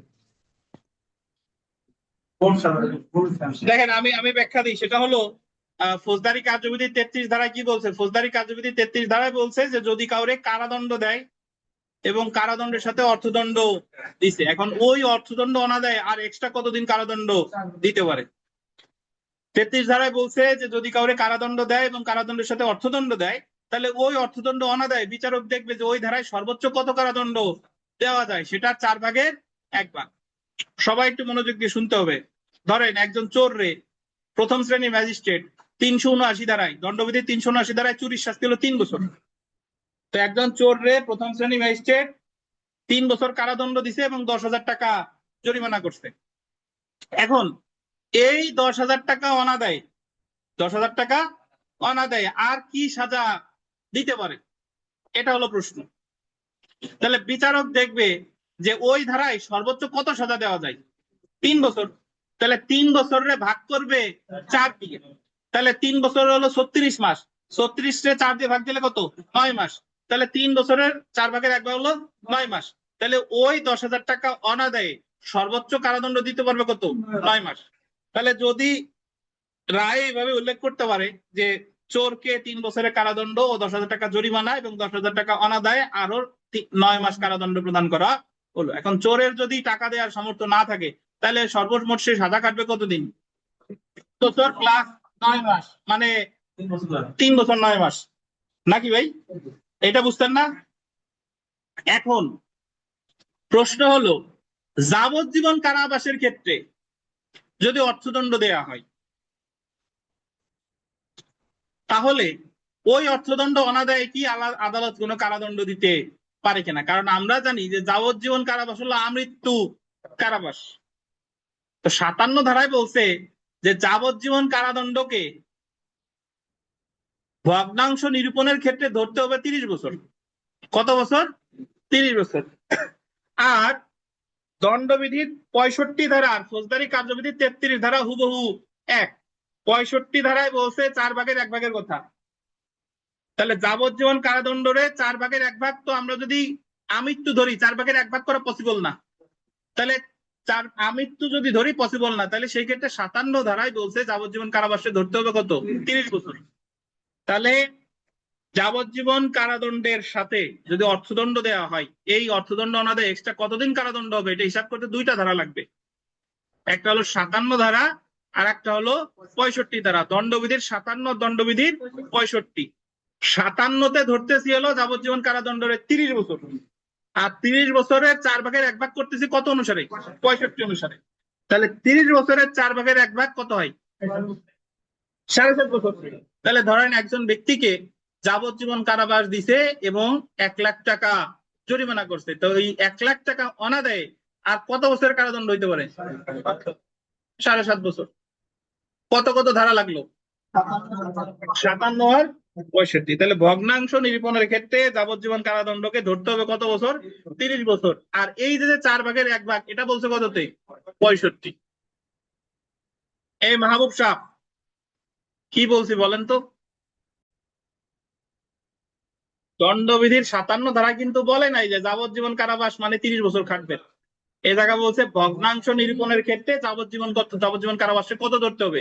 30 বছর। কিন্তু দণ্ডবিধিতে যেটা বলা আছে যাবজ্জীবন মানে হলো আমৃত্যু কারাবাস। এখন এই যে কখন আমৃত্যু কখন 30 বছর, এই রেফারেন্সটা পাওয়া গেছে কোথায়? আতাউর মিদা বনাম রাষ্ট্র মামলায়। কিন্তু বেয়ার অ্যাক্টে কিন্তু এই সংক্রান্ত কোনো কথা নাই, বুঝছেন? বেয়ার অ্যাক্টে যেটা ক্লিয়ার, বেয়ার অ্যাক্ট মানে মূল আইন, এই জায়গাতে কথা বলা আছে যে যাবজ্জীবন কারাবাসে 30 বছর তখনই ধরতে হবে যখন ভগ্নাংশ নিরূপণের ক্ষেত্রে। হোয়াট ইজ ভগ্নাংশ নিরূপণ? মানে যাবজ্জীবন কারাদণ্ডের সাথে যদি অর্থদণ্ড দেয় তাহলে কিভাবে হিসাব করবে, সেটা হলো ভগ্নাংশ। তো 57 ধারা একটু পড়ি, দেখেন আমরা আজকে এটা পড়ে শেষ করব। পেনাল কোডের অধীন শাস্তির মেয়াদের ভগ্নাংশ নিরূপণের সময় যাবজ্জীবন কারাবাসকে 30 বছর সশ্রম মেয়াদী কারাবাসের সমান বলে ধরা হয়। দেখছেন, শাস্তির মেয়াদের কি ভগ্নাংশ নিরূপণের সময়। এই জায়গা কোথাও কিন্তু বলে নাই যে যাবজ্জীবন কারাবাস মানে 30 বছর খাটবে, তাই কি বলছে? যদি কোথাও বলা থাকতো যে যাবজ্জীবন কারাবাস মানে 30 বছর, তাহলে ভগ্নাংশ নিরূপণে এই ওয়ার্ড লাগতো না। তাহলে তো 30 বছরের সরাসরি কত 4 দিয়ে ভাগ দিতাম। বোঝা গেল কিনা? অর্থাৎ 57 ধারার ক্ষেত্রে যাবজ্জীবন কারাবাস 30 বছর, অর্থাৎ যাবজ্জীবন কারাবাস তখনই 30 বছর গণ্য করা হবে যখন শাস্তির মেয়াদ ভগ্নাংশ নিরূপণ করা হবে। আমরা আপনাদের পুরাতন বইতে নাই, বাট আপনারা শুনেন, এই এটা শুনলে বুঝতে পারবেন। একটা উদাহরণ পড়ি, দেখেন। আদালত আসামি করিমকে 302 ধারায় যাবজ্জীবন আছে, যাবজ্জীবন কারাবাস ও 10,000 টাকা অর্থদণ্ড দিল। যে ক্ষেত্রে আদালত অর্থদণ্ড প্রদান করে সেই ক্ষেত্রে এটা উল্লেখ করতে হয় অর্থদণ্ড দিতে না পারলে আসামি অনাদায়ে কত সময়ের জন্য কারাবাস ভোগ করবে। এই ক্ষেত্রে নিয়ম হলো উক্ত অপরাধের জন্য আন্ডারলাইন করা নির্ধারিত সর্বোচ্চ কারাবাসের 1/4 বেশি অনাদায়ী কারাবাসের মেয়াদ হবে না। যেহেতু আদালত এখানে যাবজ্জীবন কারাবাস দিয়েছে, একই সাথে অর্থদণ্ডও কি দিয়েছে, সুতরাং উক্ত অর্থদণ্ড অনাদায়ে কারাবাসের মেয়াদ নির্ণয় করতে যাবজ্জীবন কারাবাস কত করতে হবে? 4/1। যেহেতু আজীবন কারাবাস আর জীবনের আয়ু নির্ধারণযোগ্য নয়, তাই যাবজ্জীবন কারাবাসের ভগ্নাংশ 4/1 কি করা যায় না। এই ক্ষেত্রে যাবজ্জীবন কারাবাসকে 30 বছর ধরে নিয়ে 30 বছরের 4/1 করতে হবে। অর্থাৎ আসামি 10,000 টাকা জরিমানা না দিতে পারলে আদালত আসামিকে সর্বোচ্চ কত 7 বছর 6 মাস কারাবাস দিতে হবে। তাহলে যাবজ্জীবন কারাবাসের সাথে এই জায়গা যদিও 65 ধারার কথা পরে বলবে, বাট যাবজ্জীবন কারাবাসের সাথে অর্থদণ্ড দিলে ওই অর্থদণ্ড অনাদায়ে এক্সট্রা কত দিনের কারাদণ্ড হবে এটা হিসাব করতে হলে কত কত ধারা লাগবে? 57 আর 65। 57 আর 65। এই জায়গা 35 ক আছে, এটা পড়বো না, এটা ফৌজদারিতে পড়ে আসছি, এত বিস্তারিত আমাদের দরকার নাই।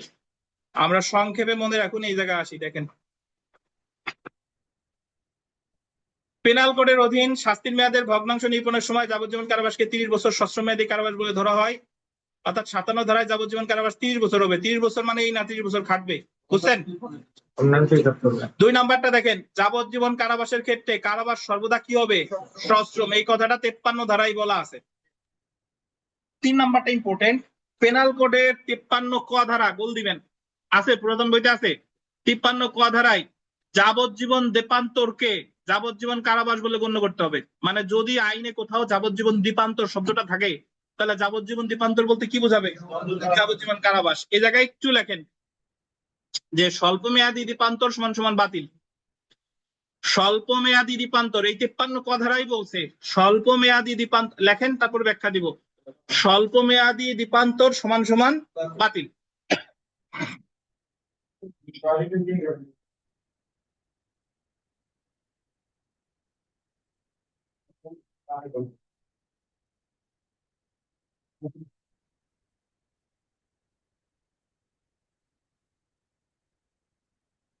স্বল্পমেয়াদী রূপান্তর কি বাতিল। তাহলে এখানে যে বিষয়টা আমার মনে রাখা দরকার, শুনেন 53 কত বলছে যে যদি আইনে কোথাও ট্রান্সপোর্টেশন ফর লাইফ থাকে, মানে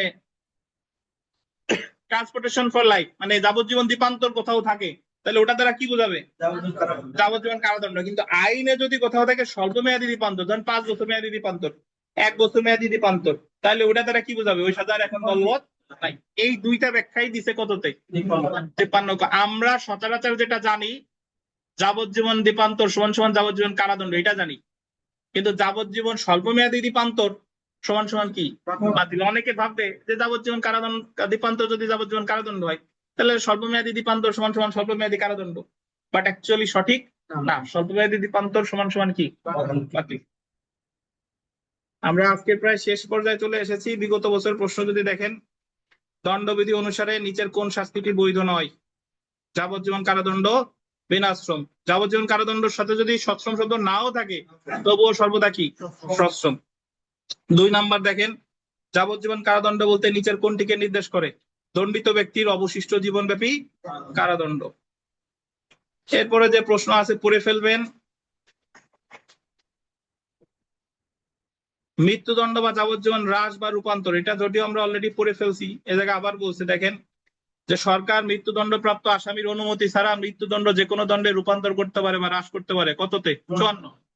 আর 55 ধারার অধীন সরকার যাবজ্জীবন কারাদণ্ড কারাবাসে রূপান্তর করতে পারে 20 বছরে, অনধিক 20 বছর বললেন, অনধিক কত? 20 বছর। আর গোল দিবেন দণ্ডবিধির 55 ক ধারায় রাষ্ট্রপতির ক্ষমা প্রদর্শনে বিশেষ অধিকার, প্রেরোগেটিভ অফ মার্সি, কততে? 55 ক।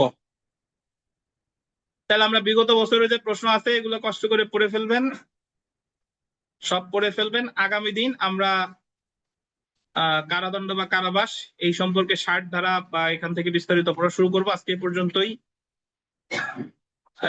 এই প্রথম 2 ক্লাসে যা পড়ছি, আগামীকাল আমাদের দণ্ডবিধির ক্লাস টেস্ট থাকবে না। দণ্ডবিধির ক্লাস টেস্ট একবারে এই ফৌজদারি মডেল টেস্ট হওয়ার পরে নেওয়া শুরু করব, বুঝতে পারছেন?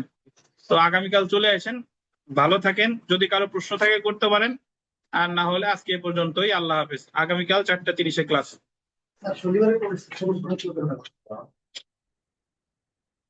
ঠিক আছে, ভালো থাকেন, আল্লাহ হাফেজ।